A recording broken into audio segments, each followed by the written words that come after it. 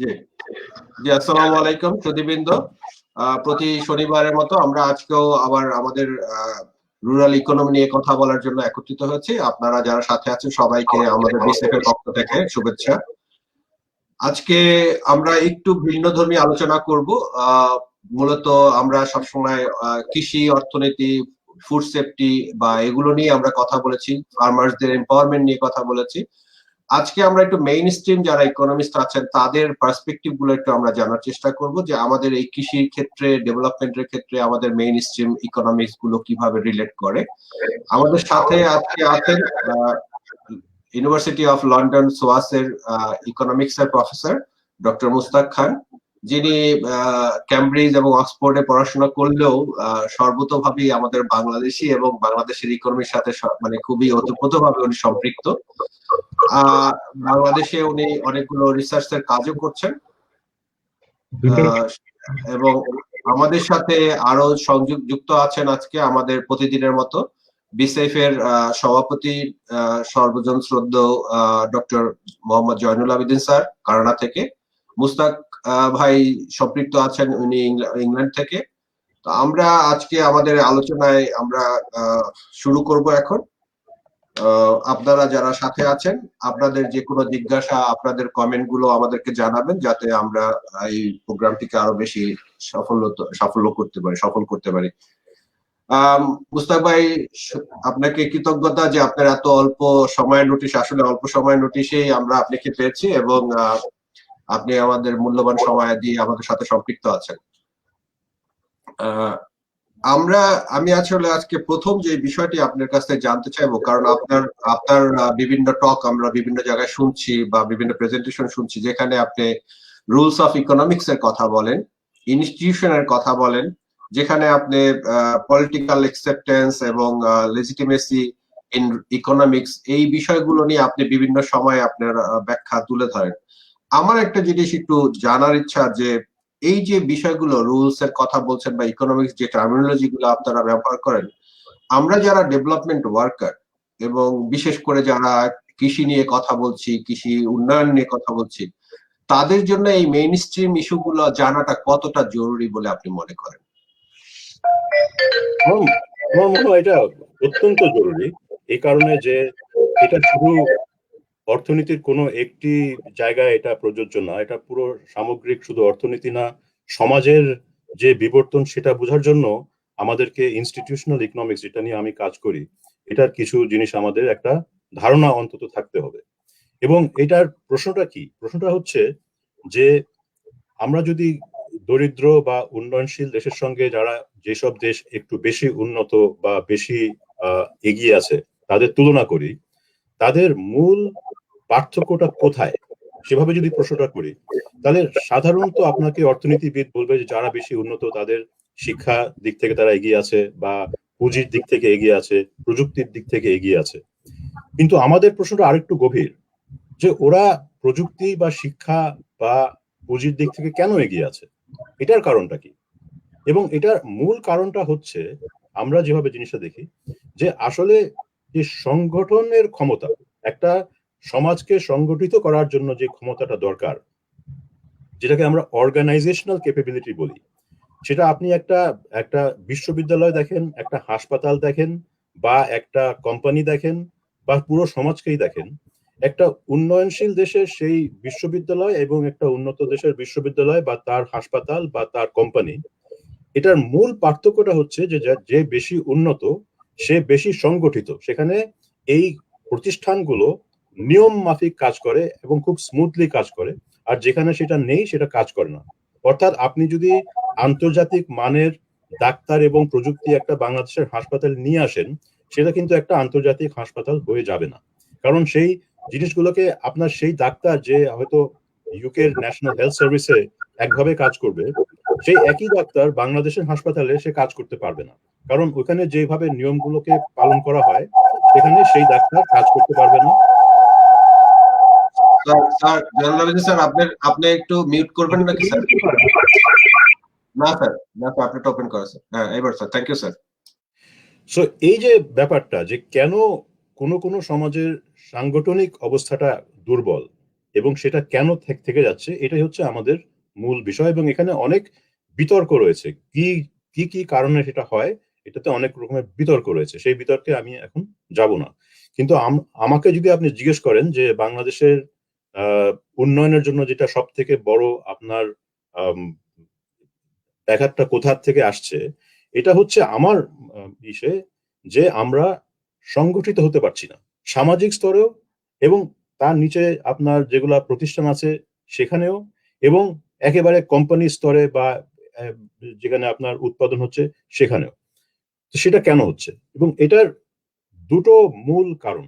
একটা হচ্ছে যে যখন একটা সমাজের অনেক আহ, যৌথ কোনো সমন্বয়ে কোনো কাজ হয়, সেটা উৎপাদন হতে পারে, সেটা রাজনীতি হতে পারে, সেটা শিক্ষা স্বাস্থ্য হতে পারে। আপনি যে কোনো খাতে দেখেন এখানে অনেকগুলো লোককে একসঙ্গে কাজ করতে হয়।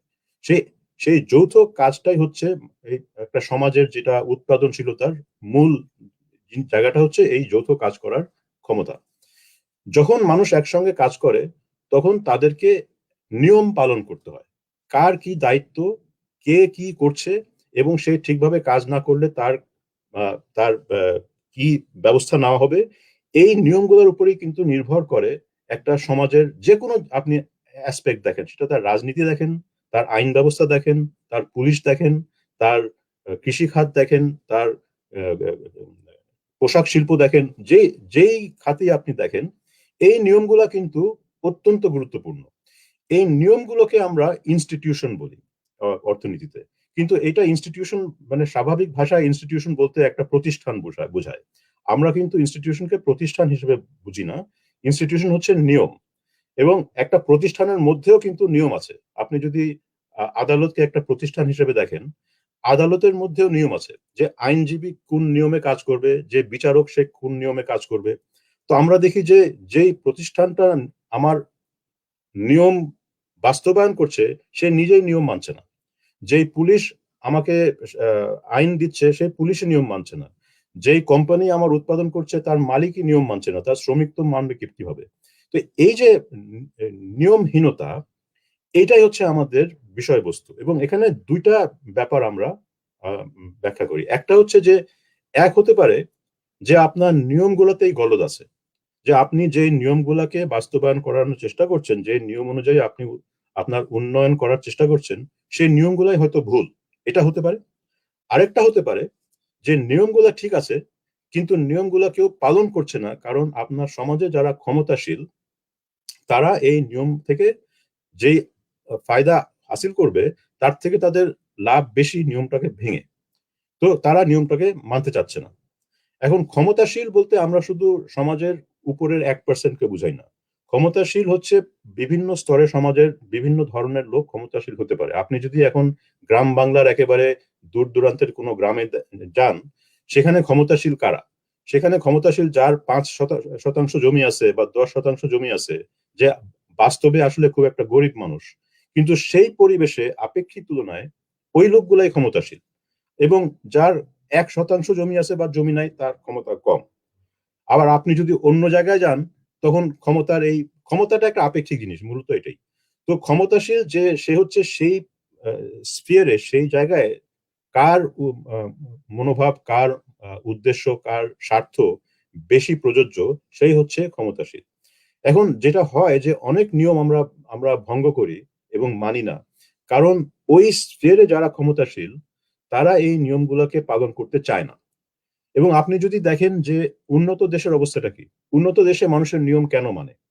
উন্নত দেশে মানুষের নিয়ম মানে কারণ এখানে একটা ক্ষমতার বিবর্তন হয়ে গেছে, যেখানে প্রত্যেকটা স্তরে যারা ক্ষমতাশীল তারাই কিন্তু যেটা প্রচলিত আইন, প্রচলিত নিয়ম, সেই প্রচলিত নিয়ম এবং আইন অনুযায়ী সেই স্তরের ক্ষমতাশীলরা চলতে চায় তাদের নিজের স্বার্থে। অর্থাৎ এই আইনটা ফলো করা, সেখানে যে কোম্পানির মালিক সে নিজেই আইনটা ফলো করতে চায়, কারণ এই আইনটা ফলো না করলে সে তার কিন্তু এটা উৎপাদনশীলতা, তার মুনাফা হবে না। এবং সে যখন দেখে যে অন্য কেউ আমার প্রতিযোগী এই আইনগুলো ভাঙছে, সেই কিন্তু প্রথমে তাকে থামাতে চেষ্টা করে।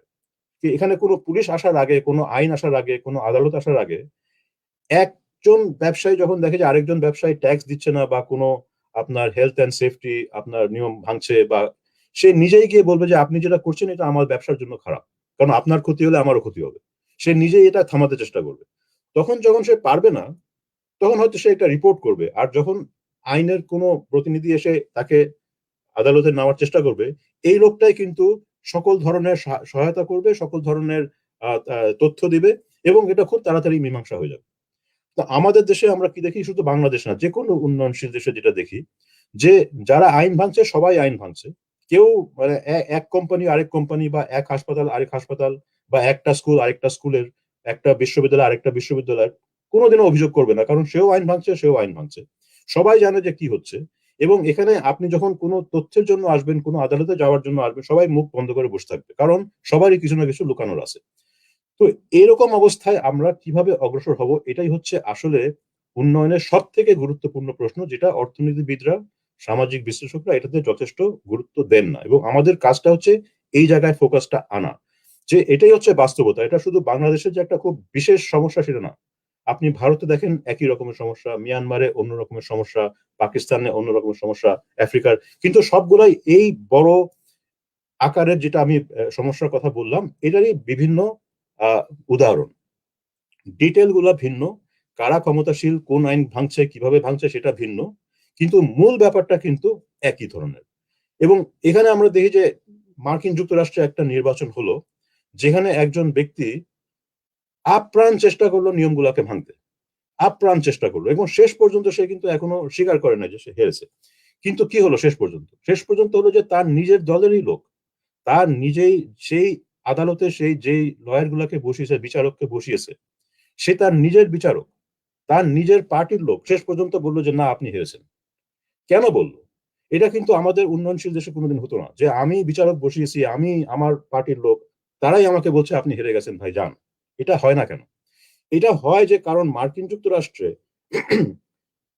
ক্ষমতাটা আসলে কিন্তু অনেকটা প্রসারিত, যে কারণে এই লোকগুলো জানে যে আমি যদি এখন একটা অন্যায়কে সমর্থন করি আমার নিজের স্বার্থে, আমি বেশি দিন টিকতে পারবো না। সে কিন্তু, এরা কিন্তু এটা বলছে না যে তারা বাংলাদেশি লোকের থেকে বা বাংলাদেশি বিচারকের থেকে ভালো বিচারক, তারাও স্বার্থপর, কিন্তু তাদের স্বার্থ অনুযায়ী তারা যদি এই আইনটাকে না পালন করে, তারাই টিকতে পারবে না শেষ পর্যন্ত। কারণ তাদের পিছনে অন্য লোক বসবে যে আপনি তো আইনটা ঠিক করে করতে পারেন না। তো এখন যেটা শেষ পর্যন্ত আমরা কি দেখলাম, যে শেষ পর্যন্ত কিন্তু অনেক চেষ্টা সত্ত্বেও, অনেক ভোট চুরি হয়েছে, এই হয়েছে, সেই হয়েছে, সবকিছু বলা সত্ত্বেও, যেহেতু সে কোনো প্রমাণ দেখাতে পারেনি, তাকে যেতে হবে। তো এটাই হচ্ছে পার্থক্য। পার্থক্যটা হচ্ছে যে আপনি একটা পর্যায়ে গিয়ে কিন্তু আপনি আটকে যাবেন একটা উন্নয়নশীল দেশে, উন্নত দেশে। যেটা উন্নয়নশীল দেশে আপনি পার পেয়ে যেতেও পারেন, এবং পার পেয়ে যেতে পারেন বলেই আমরা চেষ্টা করতে থাকি। এটা প্রথমবারের মতন কিন্তু একটা একটা উন্নত দেশে এত বড় রকমের একটা ভোট চুরির প্রয়াস কেউ করেছে, কিন্তু করে সে পারলো না করতে, যদিও তার পিছনে কিন্তু প্রায় 40% ভোটার কিন্তু তাকে আসলেই তাকে সমর্থন করে, কিন্তু তা সত্ত্বেও সে পারে নাই, কারণ আসলে সে নিয়মগুলোকে সে ভেঙেছে। আচ্ছা, এই যে ব্যাপারটা, এটা আমাদের বুঝতে হবে। এটা কোনো ভালো খারাপ বা তারা তাদের মূল্যবোধ ভিন্ন, আমি সেটা বিশ্বাস করি না। আমি মনে করি না যে উন্নয়নশীল দেশের মানুষের মূল্যবোধ ভিন্ন, বা তাদের বিচারকের মূল্যবোধ ভিন্ন, বা তার শিক্ষকের, বা তার ডাক্তারের। এটা হচ্ছে যে আসলে ওই দেশে যেরকম স্বার্থের কারণেই মানুষের নিয়ম পালন করে, এখানে স্বার্থের কারণেই মানুষের নিয়ম ভাঙে। তো এখন আমাকে দেখতে হবে যে এরকম পরিস্থিতিতে আমি যদি উন্নয়ন আনতে চাই, আমি যদি আস্তে আস্তে একটা নিয়ম ভিত্তিক সামাজিক উন্নয়নের দিকে যেতে চাই, সে নিয়ম ভিত্তিক, আমি সেটা বলছি না যে নিয়ম মানাটা সবসময় ভালো, সব নিয়ম কিন্তু ভালো না, কিন্তু আমি এই অর্থে বলছি যে আমাকে যদি সামাজিক উৎপাদন এবং সেবা, এগুলোকে যদি আরো প্রতিষ্ঠিত করতে হয়, তাহলে কোনো না কোনো ভাবে আমাকে একটা ফর্মাল বা ইনফর্মাল নিয়মতান্ত্রিক ব্যবস্থায় আসতে হবে, এবং সেই নিয়মগুলোকে উন্নয়নের পক্ষে হতে হবে। এবং সেটা কি নিয়ম হতে পারে? তো এখানে হচ্ছে আমাদের মূল, এটাখানে আমি আমি আমি একটা ইন্ট্রোডাকশন দিলাম, এখন আমি মূল জায়গায় আসি। আমাদের মূল বক্তব্যটা কি? আমার মূল বক্তব্যটা কি? আমার মূল বক্তব্য হচ্ছে যে যেই সমাজে আপনার ব্যাপকভাবে নিয়ম ভাঙা হচ্ছে, সেখানে আপনি উপর থেকে সব নিয়মকে বলবৎ করবেন জোরপূর্বক, চাপিয়ে দিয়ে, এই চেষ্টা, যেটাকে আমরা গুড গভর্নেন্স বলি, যে আমি একটা অ্যান্টি করাপশন কমিশন করলাম, আমি আমার আদালতকে ক্ষমতা দিলাম, আমি র্যাবকে নিয়ে আসলাম, আমি পুলিশকে নিয়ে আসলাম, এরা এসে কোনোভাবে আমাকে সব নিয়মগুলো ঠিক করে দিবে, এটা একটা ভুল ধারণা। কারণ যাদেরকে আমরা এই অধিকারটা দিচ্ছি তারা নিজেই কিন্তু নিয়ম মানছে না। তো সেখানে আপনার যখন পুরো সিস্টেমে নিয়ম কেউ মানছে না, আপনি উপর থেকে নিয়ম চাপানোর যে প্রয়াস, এটা শুধু বাংলাদেশে না, এটা কোনো উন্নয়নশীল দেশেই ঠিকভাবে কাজ করে না। এটা একটা একটা অংশ, কিন্তু এটার উপর আমরা নির্ভর করতে পারবো না। আমাদেরকে এটার পাশাপাশি আরেকটা জিনিস দেখতে হবে, সেটা হচ্ছে যে প্রত্যেকটা কর্মস্তরে, সেটা আপনার কৃষি খাতেই হোক, আপনি কৃষি খাতে বেশি ইন্টারেস্টেড, আপনি হাসপাতালেই কাজ করেন, বা আপনি স্কুল বা ইউনিভার্সিটিতে করেন, বা আপনি উৎপাদনশীল যেগুলো আমাদের ফ্যাক্টরি, মিল ফ্যাক্টরি, এসব জায়গায় কাজ করেন, যে জায়গায় আপনি কাজ করেন, আমাদের প্রশ্নটা হওয়া উচিত একটু ভিন্ন। সেটা হচ্ছে যে এই আমি যেই জায়গাটাতে ইন্টারেস্টেড, এইখানে নিয়মগুলা কারা ভাঙছে এবং কেন ভাঙছে, এবং এই নিয়ম ভাঙার ফলে আমার গরিব মানুষের, আমার দেশের উন্নয়নের, আমার উন্নতির কোথায় কোথায় ক্ষতি হচ্ছে, এবং আমরা কি ওই বিশেষ স্পেসিফিক জায়গাগুলোতে যেখানে নিয়ম ভেঙে মানুষের ক্ষতি করছে, সেখানে কোনো বিকল্প নিয়ম উদ্ভাবন করতে পারি কিনা, যেটা যারা নিয়ম ভাঙছে, এবং যারা, আমি আগেই বলছি, যারা নিয়ম ভাঙছে অনেক সময় তারা গরিব মানুষ, কিন্তু ওই জায়গাটাতে তারা ক্ষমতাশীল, বা তারা কিন্তু একেবারে উপরতলার আপনার প্রভাবশালী লোক না। এরা নিয়ম ভাঙছে কেন ভাঙছে? একটা শিক্ষক, একটা ডাক্তার, একটা ছোট একটা কোম্পানির মালিক, সে কেন নিয়মগুলো ভাঙছে, এবং তাকে আমরা কিভাবে সহায়তা করতে পারি যে নিয়মগুলোকে যে আমরা অন্যভাবে সাজিয়ে আনতে পারি, যে সে নিজের স্বার্থেই তখন নিয়মগুলো মানবে, এবং নিয়মগুলোকে এমন নিয়ম হতে হবে যে সেটা সমাজের উন্নয়নের জন্য কাজ করবে। এই দুইটা জিনিসকে যখন আমরা একসঙ্গে আনতে পারবো, যে আমি একটা গার্মেন্ট ফ্যাক্টরিতে বা একটা বিশ্ববিদ্যালয়ে এমন কিছু নিয়ম নিয়ে আসবো, যেগুলো শিক্ষকরা বলবে যে এই নিয়মগুলো তো আমার স্বার্থেই, আমি আমি যে কাজটা করতে চাই, আমি যে পয়সা বানাতে চাই, আমি যে বাড়িটা বানাতে চাই, আমি যে টাকা সঞ্চয় করতে চাই, আমি এই নিয়ম ফলো করে কিন্তু আমি এটা করতে পারবো।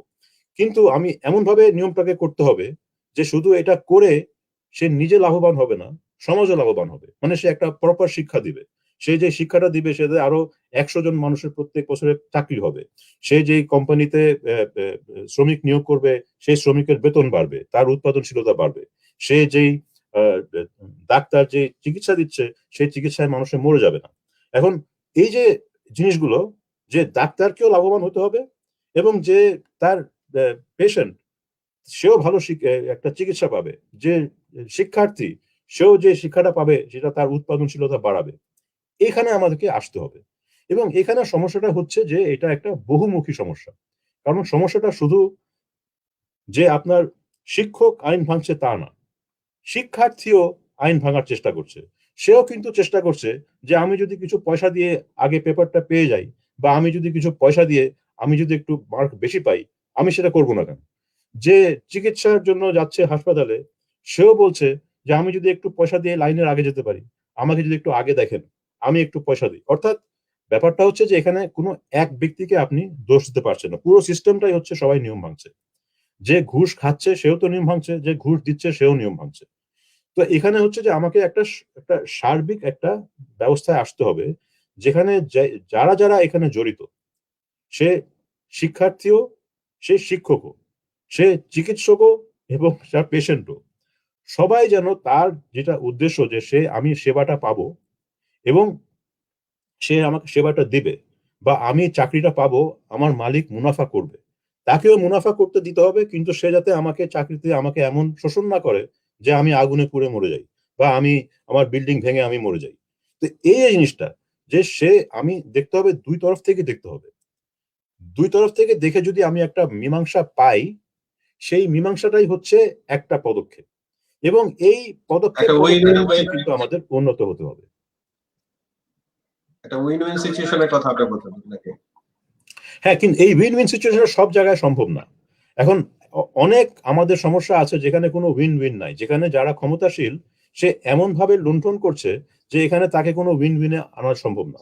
কারণ সেটা, যেমন ধরেন ডোনাল্ড ট্রাম্পের সঙ্গে আপনি কোনো উইন উইনে আসতে পারেন না। সে যেটা চাচ্ছিল সেখানে তাকে হারতেই হবে, সেখানে তাকে তাকে উইন করে কোনো আপনার পথ নাই।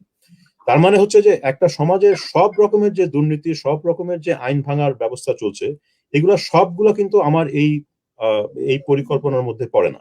কিছু কিছু আছে যেগুলোকে আমাদের ছেড়ে দিতে হবে এখন আপাতত, কারণ এগুলো এতই বড় সমস্যা যে এগুলা এখন ইমিডিয়েটলি সমাধান করার মতন আমাদের ক্ষমতা নাই।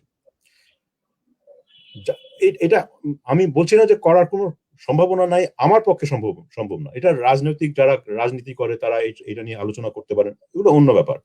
আমি যেই প্রস্তাবটা দিচ্ছি সেটা হচ্ছে এক ধরনের নিয়ম ভাঙার যে প্রবণতা আমরা দেখি, যেখানে একটা উইন উইনের সমাধানের একটা জায়গা আছে, সেই জায়গাগুলো আমাদের আগে খুঁজে আনতে হবে। আমরা যেটা ভুল করি যে আমরা দুর্নীতি দেখি সর্বত্র, এবং অনেক রকমের দুর্নীতি আমাদের মতন দেশে আছে, এবং আমরা মনে করি যে এই সবগুলোকে একইভাবে আমাদের এক এক মানে মারে সবগুলোকে আমরা সরাই দিতে পারবো। মানে একটা শুধু সঠিক একটা দুদক আমাদের হতো তাহলে সব ঠিক হয়ে যেত, বা একটা সঠিক যদি আদালত হতো সব ঠিক হয়ে যেত। এইটা আমি মনে করি ভুল। দুর্নীতি আমাদের, আমি যে কাজগুলো করি এবং আমার ওয়েবসাইটে গিয়ে আপনি অনেক রকমের এখানে কাজ পাবেন, পাবলিকেশন পাবেন। আমাদের বক্তব্য হচ্ছে যে দুর্নীতি, অনেক ধরনের দুর্নীতি হয় সমাজে। কিছু দুর্নীতি হয় যেখানে যারা ক্ষমতাশীল তারা এমন ভাবে লুণ্ঠন করছে যেটা আপনার সমাজের ক্ষমতা যদি যত আরো যদি বিস্তারিত না হয় এটাকে আপনি রোধ করতে পারবেন না। সেটার জন্য আপনাকে রাজনৈতিক আন্দোলন, রাজনৈতিক সংগঠন এগুলো করতে হবে, যেগুলো ভাই আমাদের কাজ না। আমরা হচ্ছি অর্থনীতিবিদ, আমরা খুব মানে অল্প পরিসরের সমস্যা নিয়ে কাজ করি। তো কিছু রকমের দুর্নীতি আছে যেগুলো আপনি এইভাবে সমাধান করতে পারবেন না, সেগুলো আস্তে আস্তে হবে, অনেক সময় লাগবে। আবার কিছু দুর্নীতি আছে যেখানে আপনার যারা করছে তারা অমন কোনো ক্ষমতাশীল লোক না, কিন্তু তাদের জায়গায় তারা ক্ষমতাশীল, এবং সেখানে আপনি দেখবেন যে কলিউশন করে অনেক রকমের দুর্নীতি হচ্ছে, যে যারা ঘুষ দিচ্ছে তারাও দুর্নীতি করছে, যারা নিচ্ছে তারাও করছে। এই সব জায়গায় যেগুলো হচ্ছে খুব মানে ওই বিবেচনায় এগুলো হচ্ছে সলভেবল প্রবলেম, মানে এইসব জায়গায় আপনার কিন্তু একটা সমাধানের জায়গা থাকতেও পারে।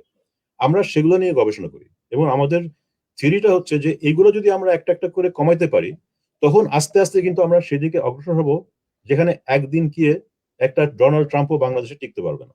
কিন্তু সেটার জন্য অনেক দেরি আছে আমাদের, সেটা এখন ইমিডিয়েটলি হবে না। আমাদের আগে শুরু করতে হবে যেই জিনিসগুলো আমরা সমাধান করতে পারি।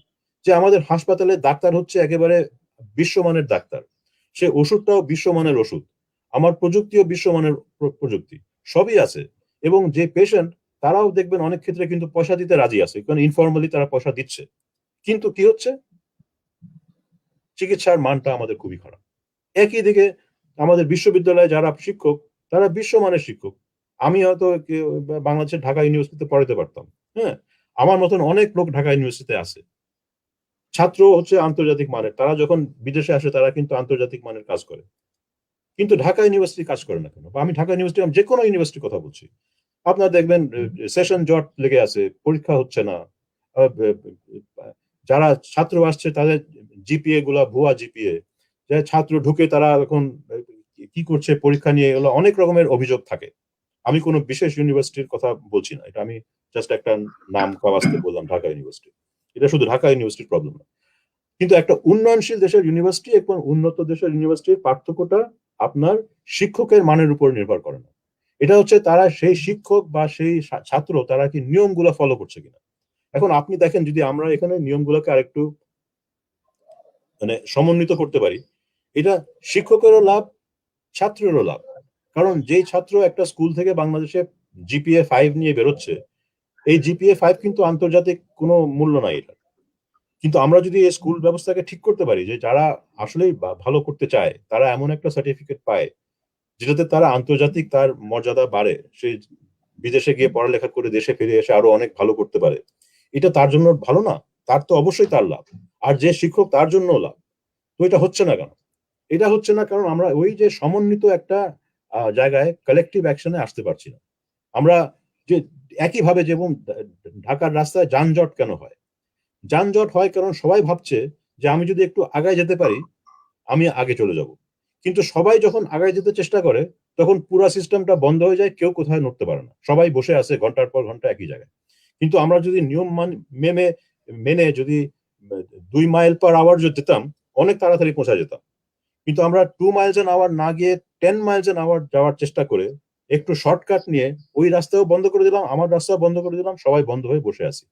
এই যে সমন্বয়ের অভাব, এগুলো তো আপনার উপরতলার ক্ষমতার ব্যাপার না, এগুলো হচ্ছে মানুষের, আমরা কেন আমরা নিজে একটা সমন্বিত জায়গায় আসতে পারছি না। এই সমস্যাগুলোকে আমরা মনে করি এগুলো সমাধানযোগ্য, এবং এটা আমাদের যে বর্তমান ক্ষমতার বিন্যাস আছে, ক্ষমতার যে সিস্টেম আছে, এর মধ্যেই অনেক কিছু করা সম্ভব।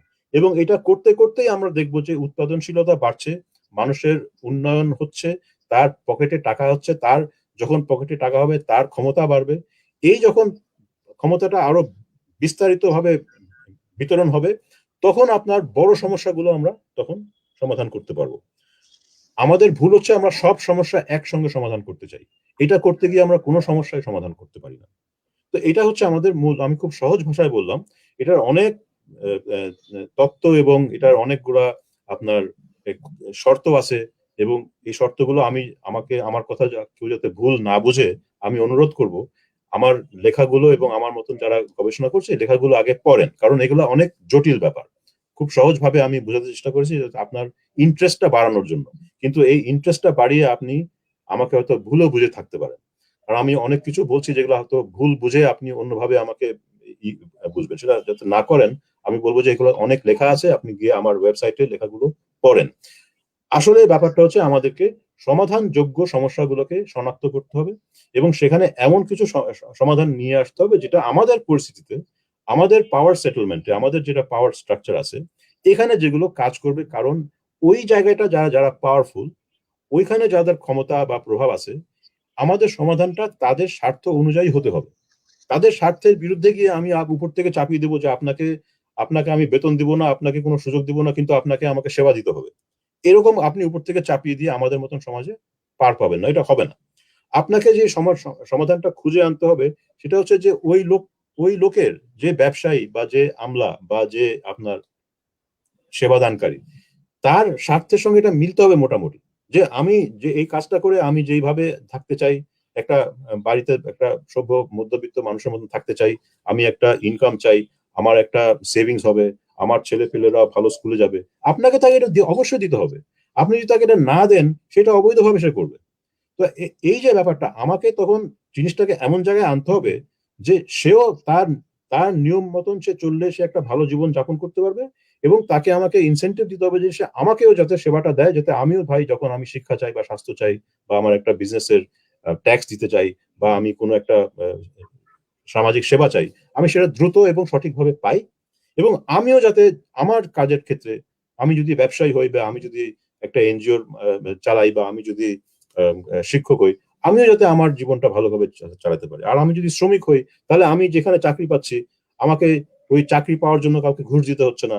আর যে যে আমাকে বেতন দিচ্ছে সেটা এই পরিস্থিতিতে আমার উৎপাদনশীলতা অনুযায়ী আমাকে যেটা দিচ্ছে, এটা না দিলে সে মুনাফা করতে পারবে না, আমাকে সেটা বুঝতে হবে যে কিন্তু আমি সেটা পাচ্ছি, আমাকে সে চুরি করছে না, আমাকে শোষণ করছে না, আর আমাকে এমন একটা জায়গায় কাজ করতে বলছে না যেখানে আমার মাথার মধ্যে বিল্ডিং পড়ে বা আগুনে আমি মরে যাব। বা এই কালকে আমরা একটা খবর দেখলাম যে চিটাং এ জাহাজ ভাঙতে গিয়ে অ্যাসবেস্টসের সব পার্টিকেলস দিয়ে কত মানুষের যে ক্ষতি হচ্ছে। এই যে আমাদের কোনো নিয়ম নাই, কোনো আমরা কেয়ার করি না মানুষের কিভাবে আমরা শ্রমিকদেরকে খাটাচ্ছি, এটা তো সাংঘাতিক খারাপ, তাই না? মানে শুধু নৈতিক ভাবে না, একটা দেশের উন্নয়নের জন্য আমাদের যে আমরা মানুষ যে মেরে ফেলতেছি কোনো অকারণে, যেখানে একটুখানি কেয়ার নিলে, একটুখানি আমরা যদি করি, এটা তাদের কোনো প্রফিটে এমন কোনো ক্ষতি হবে না যে তারা কোনো ব্যবসা করতে পারবে না। এই জায়গাগুলোকে আমরা কেন তুলে ধরি না, যেখানে সমস্যার সমাধান সম্ভব, যেখানে এটা যেটা আপনি বললেন মিল্লাত, এটা উইন উইন একটা সিচুয়েশন, এই জায়গাগুলোতে আমাদের জোর দিতে হবে। এটা হচ্ছে আমার থ্যাংক ইউ। আমার মনে হয় যে অনেক বড় একটা বিষয়কে আপনি ছোট সহজ ভাবে আমাদেরকে তুলে ধরার জন্য। একজন দর্শক আমাদেরকে প্রশ্ন করেছে যে বাংলাদেশের যে কৃষি পণ্যের বাজার অর্থনীতি যথেষ্ট শক্তিশালী নয়, এটা কি নীতি নির্ধারকদের গাফলতি নাকি না দক্ষতার অভাব? এটা আপনার কাছে সে জানতে চেয়েছে। এবং আবার একটু সাথে আরো একটা প্রশ্ন কমেন্ট তার আছে যে ক্ষমতার অপব্যবহার রোধে কি প্রাতিষ্ঠানিক বিকেন্দ্রীকরণের ধারণা কার্যকর হবে কিনা, এটা জানতে চাচ্ছেন আর কি এক দর্শকের। একই সাথে আমি যে কথাটি আপনার সাথে একটু আমার ইয়াটা যেটা রেসপন্স যেটা, যে আপনার কোনো কোনো বক্তৃতায় আপনি বলেছেন যে নিয়মগুলো আসলে একই স্ট্যান্ডার্ডে হবে না, উন্নত বিশ্বের স্ট্যান্ডার্ড এবং রুলস এবং আমাদের রুলস এক হবে না। তো সেই জায়গায় এই যে জাহাজ ভাঙার যে কথাটা বলছেন, যে তারা যেই স্ট্যান্ডার্ডটা ফলো করবে সেই স্ট্যান্ডার্ড আমাদের হয়তো থাকবে না, এই জায়গাটাকে আপনি কিভাবে দেখছেন? আসলে ভিন্ন প্রেক্ষাপট তো ভিন্ন, তো সুতরাং সেখানে আমরা কিভাবে দেখবো, এটাকে কিভাবে ব্যাখ্যা করব? এটা আপনি আপনার প্রশ্ন থেকে আমি শুরু করি, কারণ এটা খুবই গুরুত্বপূর্ণ। এখন আমরা যখন নিয়ম ভাঙি, যেমন পোশাক শিল্পে একটা খুব ভালো উদাহরণ। আমরা পোশাক শিল্পের যে বিল্ডিং রেগুলেশন কোনোটাই মানি নাই। এটার ফলে কয়েকটা বড় রকমের দুর্ঘটনা ঘটেছে, রানা প্লাজার মতন দুর্ঘটনা ঘটেছে, যা বিশ্বব্যাপী একটা আলোড়ন তৈরি করেছে। সেটার ফলে কি হলো, যে বাইরে থেকে যারা আমাদের ক্রেতা, তারাই একটা দুটা সংগঠন তৈরি করলো, অ্যালায়েন্স অ্যাকর্ড, তারা বাংলাদেশে এসে তারাই বিবেচনা করলো যে আমাদের কি নিয়ম হওয়া উচিত, তারাই সার্টিফিকেশন দেওয়া শুরু করলো। এবং দেখা গেল যে এই সার্টিফিকেশনে বেশিরভাগ কিন্তু কোম্পানি এটা মানার মতন তাদের ক্ষমতা নাই। তো ওই সার্টিফিকেশন এখন কেউ পূরণ করতে পারে না। এখন সমস্যাটা কি? সমস্যাটা হচ্ছে যে আমাদের কি করা উচিত ছিল? আমাদের যেটা করা উচিত ছিল যে আমাদের যেটা পোশাক শিল্প, তাদেরকেই, তাই এই মালিকগুলোকেই একসঙ্গে বসে একটা আলোচনায় আসা উচিত ছিল যে বাংলাদেশের আমাদের সামর্থ্য অনুযায়ী, আমাদের ক্ষমতা অনুযায়ী কি ধরনের রেগুলেশন হলে বিল্ডিং ভেঙে পড়বে না। এখন এই যে এই প্রশ্নটা, যে বিল্ডিং ভেঙে পড়বে না, এটা কি আমাদের সামর্থ্যের বাইরে? এটা আমাদের সামর্থ্যের বাইরে না। কিন্তু আমরা যদি একটা পাশ্চাত্যের বিল্ডিং রেগুলেশন নিয়ে আসি, যে আপনার দেওয়ালটা এতটা হতে হবে, দরজাগুলো এরকম হতে হবে, ফায়ার এসকেপ এতগুলো হতে হবে, এত রকমের স্প্রিংকলার থাকতে হবে, এত রকমের এই থাকতে হবে, ওই থাকতে হবে, এটা করতে গিয়ে কিছুই হচ্ছে না। বা হচ্ছে, যারা খুবই বড় কোম্পানি তারা করতে পারছে, ছোট কোম্পানিগুলো সব বন্ধ হয়ে যাচ্ছে। এতে করে দেশের ক্ষতি হচ্ছে। যেটা করা উচিত ছিল, যে আমাদের করা উচিত ছিল যে আমাদের সামর্থ্য অনুযায়ী আমরা যদি চাই যে আমি, এটাই তো সমস্যা, আমার মালিক তো এটা কেয়ার করে না। মালিক যদি বলতো যে আমি চাই না যে আমার ফ্যাক্টরিতে একটা শ্রমিকের কোনো ক্ষতি হয়, একটা শ্রমিক মরা তো দূরের কথা, তার যাতে আঘাত না আসে, এটা না করার জন্য আমাকে কি করতে হবে? এটা কি আমাদের সামর্থ্যের মধ্যে নাই? আছে। আমরা অবশ্যই এটা করতে পারতাম। তাদেরকে দরকার ছিল একটা নিয়ম বিধি একটা তৈরি করা, যে যে কোনো ফ্যাক্টরি যেটা বিজিএমইএ বা বিকেএমইএ এর সার্টিফিকেট পাবে, তাকে এই আইনগুলোকে ফলো করতে হবে, যেটা বাংলাদেশের সামর্থ্যের মধ্যে সম্ভব। এবং আমরা সার্টিফাই করে আমরাই বলবো যে আপনি করছেন বা করছেন না। তাহলে কি হতো? তাহলে বিশ্বব্যাপী আমাদের একটা হতো যে আমাদের যে সংগঠন বিকেএমইএ বা বিজিএমইএ বা যেই হোক, তার নিয়মগুলা মানা হচ্ছে, এবং এই নিয়মগুলা মানার ফলে কোনো শ্রমিকের কোনো ক্ষতি হচ্ছে না, কেউ মরছে না, কেউ জ্বলে পড়ছে না, কেউ বিল্ডিং ভেঙে মরছে না। ওকে, তাহলে কি হতো? তাহলে বায়াররা কিন্তু এত উত্তেজিত হতো না। তারা কি চায়? তারা চায় সস্তায় আমাদের পোশাক কিনতে, এটাই তারা চায়। তারাও কিন্তু আসলে কেয়ার করে না যে বাংলাদেশে কেউ মরলো কি বাঁচলো। আসলে তারা কেয়ার কেন করে? কারণ তারা যখন এই জিনিসটা একটা পাশ্চাত্যের কোনো দোকানে বিক্রি করে, যদি এখানকার কোনো পত্রিকা বলে যে এই কাপড়টা বানানো হয়েছে শ্রমিককে শোষণ করে ওই ভিয়েতনামে বা বাংলাদেশে বা কোথাও, এবং এটা বানাতে গিয়ে এতগুলো শ্রমিকের রক্ত গেছে, তখন ওই কাপড় কেউ কিনবে না। এটাই হচ্ছে মূল ব্যাপার। তো এখন ক্রেতা যে যে কোম্পানিগুলো আমাদের কাছ থেকে কিসে, তাদের উদ্দেশ্যটা কিন্তু তাদের স্বার্থপর। তারা এটা করছে যাতে তাদেরকে এই তাদের যে স্টক যাতে তারা বিক্রি করতে পারে।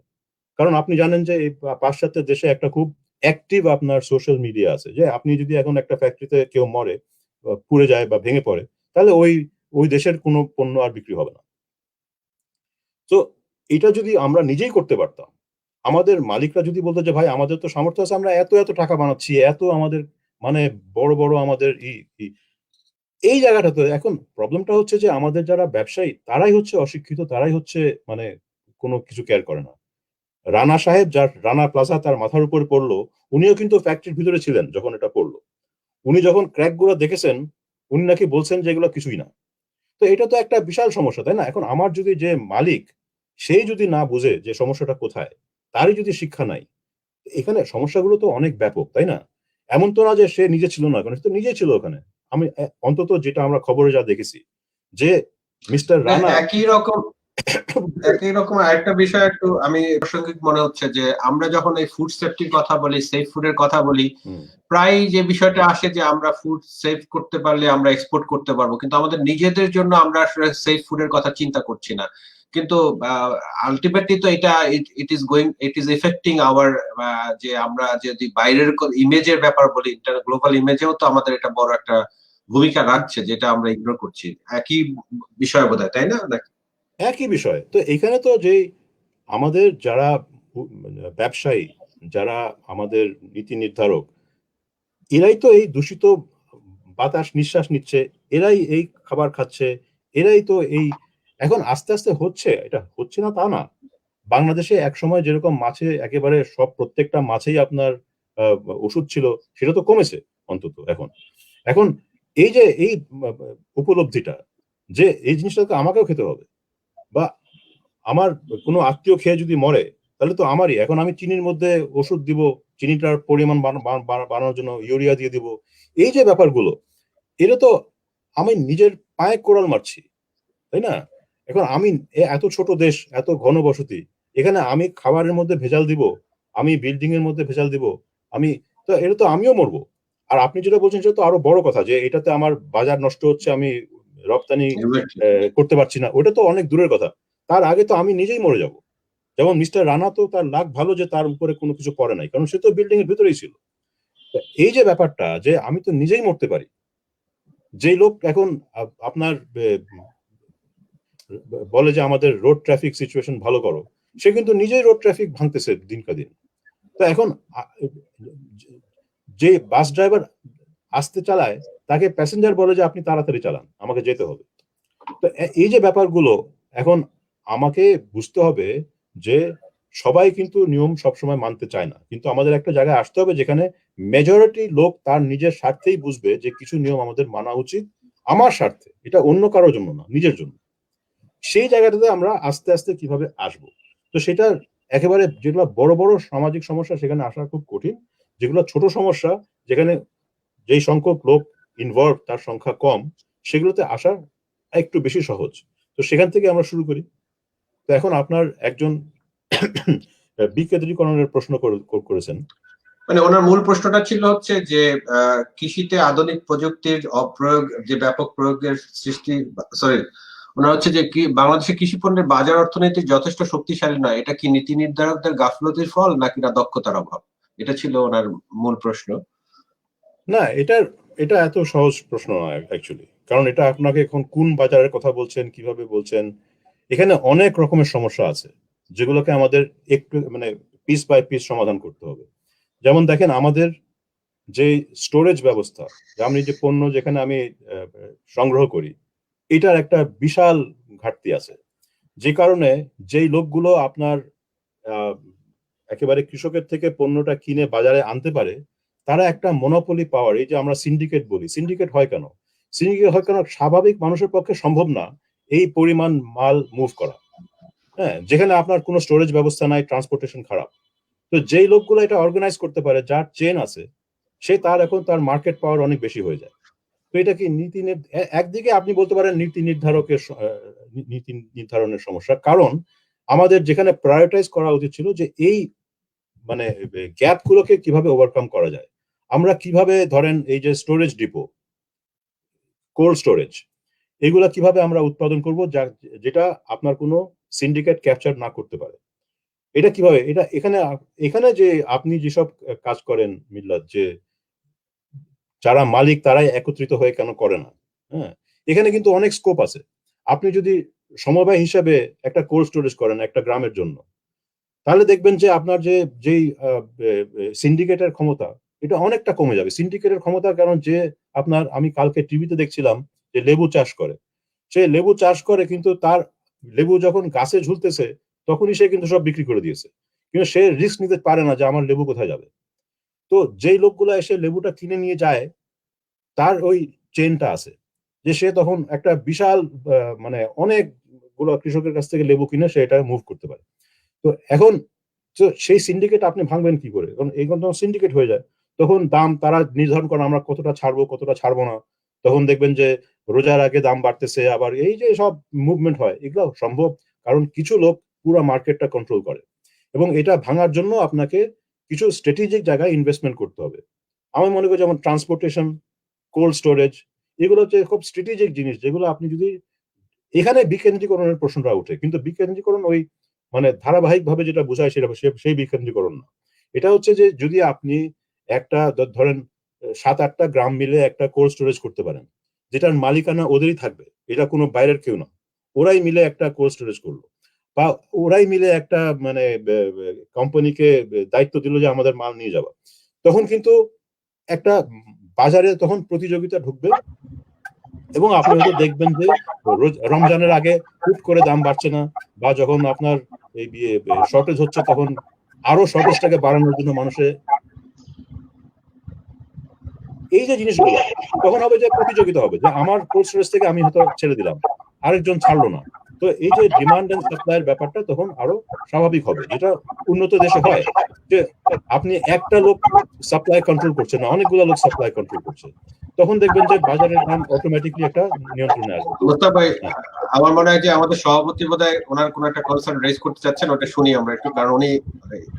আর স্যার আপনার বোধহয় দুইটা ইয়া থেকে কি আপনি সেটা বন্ধ করছি তো, সেটা ওই তখন এটা সমস্যা হচ্ছিল, ওই এই জন্য এটা এই টেকনিক্যাল সমস্যা ল্যাপটপে অফ করা লাগছে, আমি খুঁজে পাই নাই কেমনি করে ওটা ঠিক করে, বুড়ো মানুষ তো এটা মানে সরি মানে খুঁজেই পাচ্ছিলাম যে কেমনি করে এই হবে আর কি। তো যাই হোক আর কি, ইভেনচুয়ালি তারপরে মাঝখানে আমি আবার ওই মিটিংটার মধ্যে গেছিলাম একটু, সেটার থেকে বেরিয়ে আসছি। আপনি যে যাই হোক যে কথাটা আপনি বলছিলেন যে যে এই যে সিন্ডিকেট ভাঙ্গা এবং সেইটার সাথে যে মানে আপনি একটা কোল্ড স্টোরেজ হতেই পারে, যে সমবায় ভিত্তিক কোল্ড স্টোরেজ ইত্যাদি বা ট্রান্সপোর্টেশন সিস্টেম এগুলো হতে পারে, এটা ঠিক আছে, গুড আইডিয়া। একটা কথা হলো সিন্ডিকেট যে চিরদিন কোন সমাজ থেকে একেবারে ইরেডিকেট করতে পারবেন তা তো পারবেন না, এটা একভাবে না একভাবে ওরা নিজেদেরকে ট্রান্সফর্ম করতে থাকবে, আইনের যতই করেন, নীতিমালার যতই করেন না কেন। কিন্তু তাদের ইনফ্লুয়েন্স থেকে কি করে আপনি ইনস্টিটিউশনাল মেকানিজম তৈরি করা লাগবে, প্রাতিষ্ঠানিক কাঠামো তৈরি করতে হবে যাতে করে তারা নিজেরা এটা না হতে পারে। তার মধ্যে আপনি যেটা বলছেন এটা একটা, যে কৃষকরা কি করে তাদের পণ্যটাকে ধরে রাখতে পারে, সময় মতো বাজারজাত করতে পারে, নিজস্ব সিস্টেম কৃষকদের যদি গড়ে ওঠে। সমবায় একটা গুরুত্বপূর্ণ জায়গা, সমবায় শব্দটা ব্যবহার করতেছে, কিন্তু বাংলাদেশের সমবায়গুলার একটা করুণ ইতিহাস আছে, নানান ফর্মের সমবায় আছে, এখনো যে নাই তা নয়, এখনো আপনি দেখবেন যতগুলো প্রজেক্ট হয় তার জন্য একটা করে সমবায় তৈরি হয়, মানে ফার্মার্স গ্রুপ অর্গানাইজেশন তৈরি হয়, গ্রুপ তৈরি হয়। আপনি একই গ্রামে দেখবেন একই কৃষক 5টা সমবায়ের সদস্য হয়ে আছে। এই যে জায়গাগুলা, এগুলার তো আসলে এগুলার ভিত্তিতে আপনি আবার এখন কোল্ড স্টোরেজ করবো আর একটা সমবায়, মানে একটা কৃষক কয় জায়গাতে যাবে, এইটা একটা বিশাল বিষয় রয়েছে। 2 নম্বর হলো যে আমাদের দেশে সমবায়গুলা চলে নাই কেন, কারণ হলো মানুষকে তৈরি করি নাই। যারা সমবায় করতে চাই, আমি কেন সমবায় করব, এই জিনিসটাই আমার দিলের মধ্যে গাঁথে না। আমি ওই সমবায় করতে যাই হলো সুবিধার জন্য, এই সুবিধা পাবো ফলে আমি করব, কিন্তু দিলের মধ্যে গাঁথে না। ওই আর সেই সাথে হলো এটার ম্যানেজমেন্ট গুলা, যে আমরা যে বলছি যে দক্ষতা, আমরা যে ক্যাপাসিটি, যে লিডারশিপ, এইগুলার যে লিডারশিপ বা ম্যানেজমেন্ট, এইগুলা আসলে ট্রান্সপারেন্ট থাকে না, এগুলার ভিতরে ঠিক মতো দক্ষতা নাই, যে কারণে এই সমস্ত সমবায়গুলা বেশিরভাগ সমবায় কাজ করে না, প্রজেক্ট চলে যায়, সমবায় চলে যায়, দল চলে যায়। তো এখন এই জায়গাটায় আমরা যদি ইনস্টিটিউশনালাইজ করতে চাই এই সমবায়টাকে গ্রাম এলাকায়, আমাদের এইগুলার জিনিস খেয়াল করতে হবে, কি করে মানুষের মধ্যে মনের ভিতরে পরিবর্তন আনবো যে আমাকে মিলেমিশে কাজ করতে হবে একসাথে। এইটা হলো মানে আমার কাছে মনে হয় যে মানে প্রথমে আলো ছড়ানোর জায়গাটা, সেই আলো ছড়ানোর জায়গা থেকে যদি আমি মনেই করি যে আরেকজনের সঙ্গে রহিমের সঙ্গে কাজ করব, তখন আমরা আলোচনা করতে পারি যে কি করে আমরা একসাথে তাহলে কাজ করব। কারণ কমন অবজেক্টিভ যদি আমাদের যদি হয় আর মনের ভিতরে যদি আসলেই থাকে যে আমরা একসঙ্গে কাজ করলে ভালো করতে পারি, তো সেইগুলাকে কি করে আমরা অ্যাড্রেস করতে পারি। আমরা যে দাউদকান্দির মডেলের কথা বলতেছি, ওখানেও সেদিন শাকিউল মিল্লাতকে জিজ্ঞাসা করতেছিলাম যে আমরা এই জিনিসটা যে সব ওনারদেরকে, আপনি শব্দটা ব্যবহার করছেন, যে ওনারদেরকে একখানে নিয়ে এসে ওনাররা একসঙ্গে মিলে কাজ করতেছে এবং অল ইনক্লুসিভ, যার জমি নাই সেও ওখানে থাকতেছে, কারণ তার একটা ভেস্টেড ইন্টারেস্ট আছে, কিন্তু গ্রামের মধ্যে যা কিছু উন্নয়ন হয় তার মধ্যে আছে। কিন্তু সেই জায়গাটায় লিডারশিপটা কিভাবে তৈরি হচ্ছে, এবং যদি শাকিউল মিল্লাত মুর্শেদ অথবা শিশুক না থাকে তাহলে এটা চলবে কিনা, এই এক্সপেরিমেন্টটা কি হলো কিনা, এইটা আমরা বলতে পারতেছি কিনা। যে সেই আমার কথা হলো যে আমি যদি ইনস্টিটিউশনালাইজ করতে চাই দাউদকান্দি মডেলকে, তাহলে আমার এই leadership structure, management style and operation style, এই জিনিসগুলো পরিষ্কার হওয়া দরকার, যে কি করে ওর ভিতরে আমরা এটা আনবো। আপনার আপনার কমেন্ট। আমি টোটালি একমত আপনার সঙ্গে। আমি অ্যাকচুয়ালি সমবায় শব্দটা ব্যবহার করা খুবই বিপজ্জনক বাংলাদেশে, কারণ এটার অভিজ্ঞতা খুবই খারাপ, সেটা আমরা সবাই জানি, এবং এটা নিয়ে মিল্লাতের সঙ্গে অনেকদিন ধরে আমাদের কথা হচ্ছে, এবং এই মডেলটা যেটা মানে শিশুকের মডেল যেটা, এটার শক্তিটা এখানেই যে এটা নির্ভর করে না অতটা যে আমার মানসিকতার উপরে, যে আমি কতটা মানে অন্যদের সঙ্গে মিলেমিশে কাজ করতে চাই, এটা স্বার্থের উপরেও একটু নির্ভর করে। এবং আমার কথাটা হচ্ছে যে স্বার্থকে আমাকে আনতেই হবে, কারণ বাংলাদেশে আমরা দেখি যে অনেক কাজ হয় যখন এটা আমার স্বার্থের সঙ্গে মিলে, আর যদি স্বার্থের সঙ্গে না মিলে কোনো কাজ হয় না। তো আমাকে তখন যেটা দেখতে হবে যে একটা সমাজ, স্যার আপনার একটু মিউট করে ফেলেন, কারণ হচ্ছে ইকো করতেছে স্যার। কার ওখানে? আমার তো আপনারটা স্যার, আমার তো একটাই। এটা এক্স্যাক্টলি। তো এখন তো এই যে সমবায় 90% সমবায় কাজ করে না, কারণ এটার শর্তটা হচ্ছে যে মানুষকে ভালো হতে হবে। আমি আপনার সঙ্গে কাজ করব, একসঙ্গে কাজ করব, তারপরে যেটা উৎপাদন হবে সেটা আমরা ভাগ করে সবাই মিলে খাবো। তো এই যে ভালো কাজ করার প্রবণতা, এটা আমাদের দেশে খুবই দুর্বল। কারণ আমি যদি দেখি যে আমি একটা সময়তে ইনভেস্ট করছি, আপনি ইনভেস্ট করছেন না, কিন্তু যখন ভাগ করতে আসবো তখন দেখবো যে আপনি আপনার ভাগের জন্য চলে আসছেন। আমি কেয়ার নিচ্ছি, আপনি কোনো কেয়ার নিচ্ছেন না, কিন্তু ভাগ করার সময় দেখবো যে আপনি চলে আসছেন। তখন আমি কি করব? আমি আর কেয়ার করব না। আমিও তখন মাছ চুরি করব, আমিও তখন ইনভেস্ট করব না, আমিও তখন। সো এটাকে আমরা অর্থনীতিতে বলি free rider problem. Free rider problem হচ্ছে যে আমি যদি আপনাকে বিশ্বাস না করতে পারি, আমিও খারাপভাবে ব্যবহার করতে শুরু করব। আমি যদি মনে করি যে আপনি রাস্তায় থুতু ফেলবেন, আমিও রাস্তায় থুতু ফেলবো। এখন সমস্যাটা হচ্ছে যে এইটা এই মানসিকতা পরিবর্তন করা, যে কেউ থুতু ফেলবে না, সবাই কাজ করবে, সবাই তার একেবারে যার পুরা দমে তার যেটা দেওয়ার সমবায়তে সেই শ্রম সেই অর্থ সে দিবে। তো এটা তো আপনি আইনত এটা নিশ্চিত করতে পারেন না, কারণ সমবায়ের মানেটাই হচ্ছে যে আমি এটা একটা ভলেন্টারি জিনিস, আমি যাব, আমি করব, তারপর আমি পাবো। এই জন্যই কাজ করে না।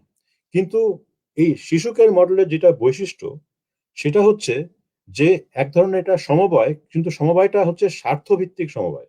কারণ আমি এখানে আমার একটা ইনভেস্টমেন্ট দিচ্ছি, আমার জমি দিচ্ছি, এবং আমি একটা অংশ পাচ্ছি, সেটা হচ্ছে আমার ইনভেস্টমেন্টের সঙ্গে সেটা একটা অনুপাত থাকছে, সেটা আমি অনুপাতটা আমরা নিয়ে আলোচনা করতে পারি, কিন্তু একটা লিঙ্ক থাকছে যে আমি দিচ্ছি এবং আমি পাচ্ছি।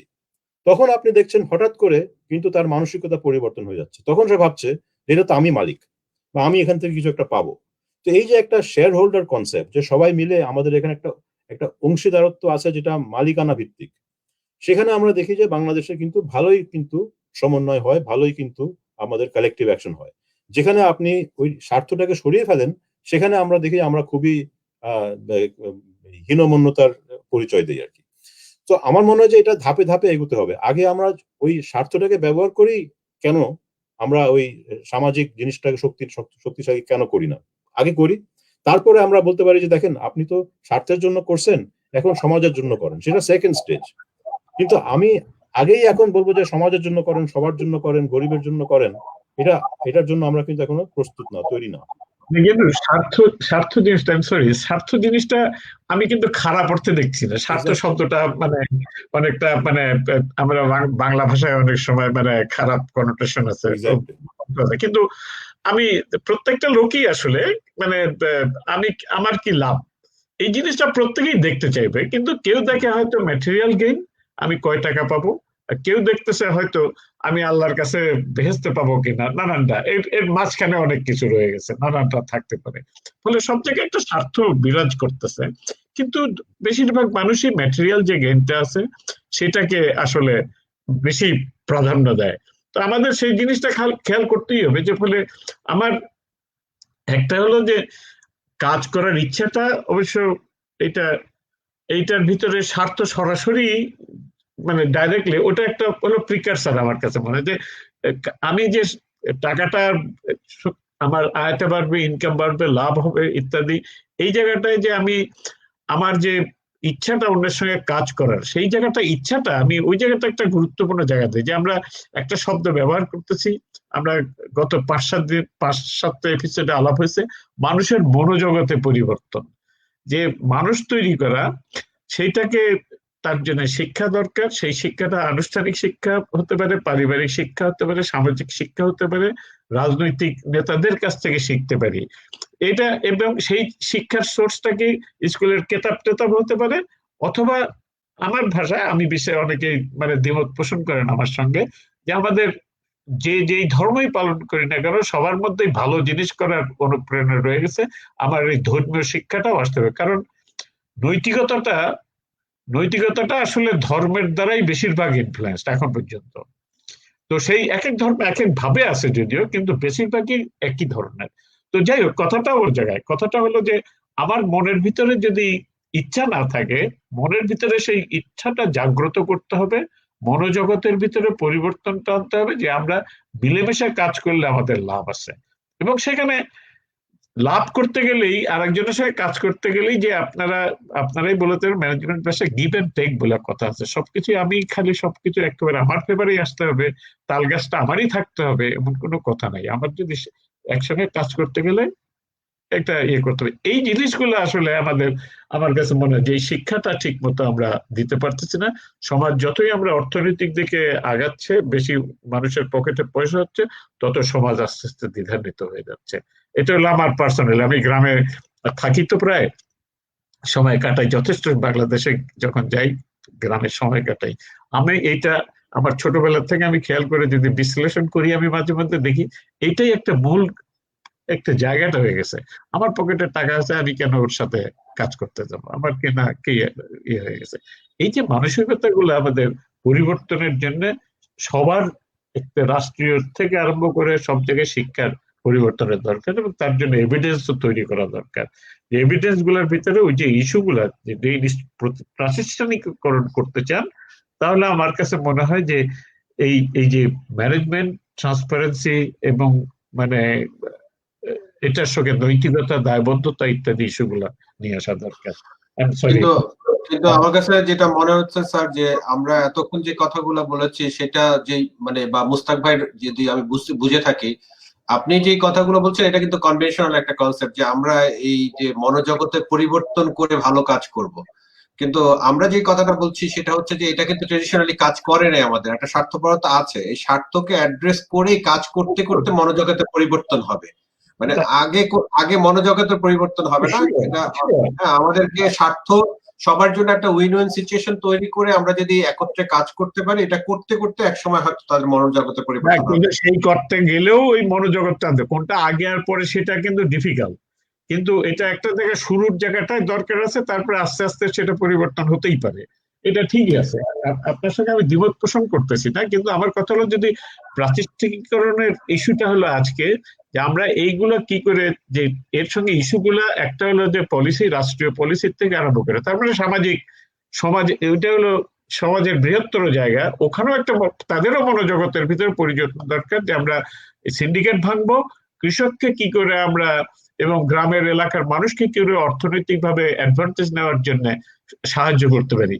ফলে ওইখান থেকে আরম্ভ করে সব জায়গায়। সরি না, কিন্তু আমার কাছে যেটা সরি মানে যেটা ওই যে প্রণব শাহ যেটা বলেছেন আর কি, যে আসলে আমাদেরকে সবাই স্বার্থ রক্ষা করেই, যেটা আমাদেরকে যেমন কৃষি পণ্যের ন্যায্য দামের জন্য সেটা বলছে সমবায় ভালো, কিন্তু একটা সবাইকে সম্পৃক্ত করে কিভাবে আমরা সবাই স্বার্থ রক্ষা করে কিভাবে একসঙ্গে কাজ করবে সেই প্রসেসটা দরকার।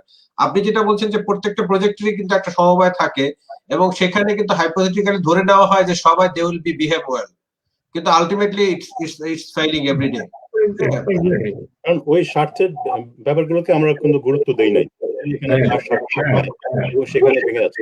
আমি কিন্তু আপনার সঙ্গে একমত এই অর্থে যে আলটিমেটলি নৈতিকতা এবং স্বার্থকে একসঙ্গে এগোতে হবে। কিন্তু আমাদের যেটা সমস্যা হয়ে গেছে, যেটা হচ্ছে যে যেহেতু আমরা কিন্তু এই প্রাতিষ্ঠানিক সাংগঠনিক স্বার্থের দিকে কোনো নজর দেই নাই, কোনো বিশ্লেষণ নাই, কোনো এটা আলোচনা হয় না, আমরা কিন্তু নৈতিকতা নিয়ে অনেক বেশি কথা বলে যেটা হয়েছে, যেটা খুবই দুঃখজনক, যেটা এখন কেউ নৈতিকতায় আর বিশ্বাস করে না। কারণ তারা দেখে যে আমার গ্রামে যে লোক 2 বার হজ করে আসছে সেই সব থেকে বড় টাউট, যেই লোক মানে মসজিদে সব থেকে বেশি দান করে সেই হলো সব থেকে বড় চোর, যেই লোক বেশি বেশি আল্লাহ রসুলের কথা বলে সেই হলো সব থেকে বড় হচ্ছে সুদখোর। তো এখন এই যে ব্যাপারটা হয়েছে কেন, হয়েছে যে আমরা কিন্তু নৈতিকতা দিয়ে আমরা মানুষকে আহ, আমাদের নিজের স্বার্থে শৃঙ্খলাবদ্ধ করার চেষ্টা করছি, তার স্বার্থে তাকে শৃঙ্খলাবদ্ধ করার চেষ্টা করি নাই। তো এখন সমস্যাটা হচ্ছে আমার যেটা ব্যক্তিগত যেটা ধারণা, সেটা হচ্ছে যে এই জিনিসগুলো কিন্তু আছে। আপনি একেবারেই ঠিক কথা বলছেন যে নৈতিকতা ছাড়া কিন্তু একটা সমাজ টিকতে পারে না। কিন্তু আমার কথা হচ্ছে আমাদের কিন্তু এখন একটু ব্যাক করতে হবে। আমরা অনেক বেশি নৈতিকতার কথা বলেছি আর কাজের দিক থেকে অনেক ক্ষতি করেছি। এবং যারা আমার মানে অভিজ্ঞতায় মানুষ কিন্তু এগুলোকে চিনে, তারা জানে যে টুপি আছে, দাড়ি আছে, মসজিদে যায়, হজ করছে, তার মানে কিন্তু সে ভালো মানুষ না। হ্যাঁ, তো এখন আমাদের যেটা দেখতে হবে যে সেটা হচ্ছে যে অ্যাকচুয়ালি কাজের সঙ্গে উন্নয়ন, স্বার্থের সঙ্গে উন্নয়ন, এই জায়গাগুলোকে আমাদের আনতে হবে। এবং সেখানেই আপনি তখন যখন স্বার্থের সঙ্গে মোটামুটি মিলে যাচ্ছে, তখন কিন্তু আপনার নীতিটা, নৈতিকতাটা খুব ভালোভাবে কাজ করে। কারণ তখনও কিন্তু চুরি করার একটা সম্ভাবনা থাকে।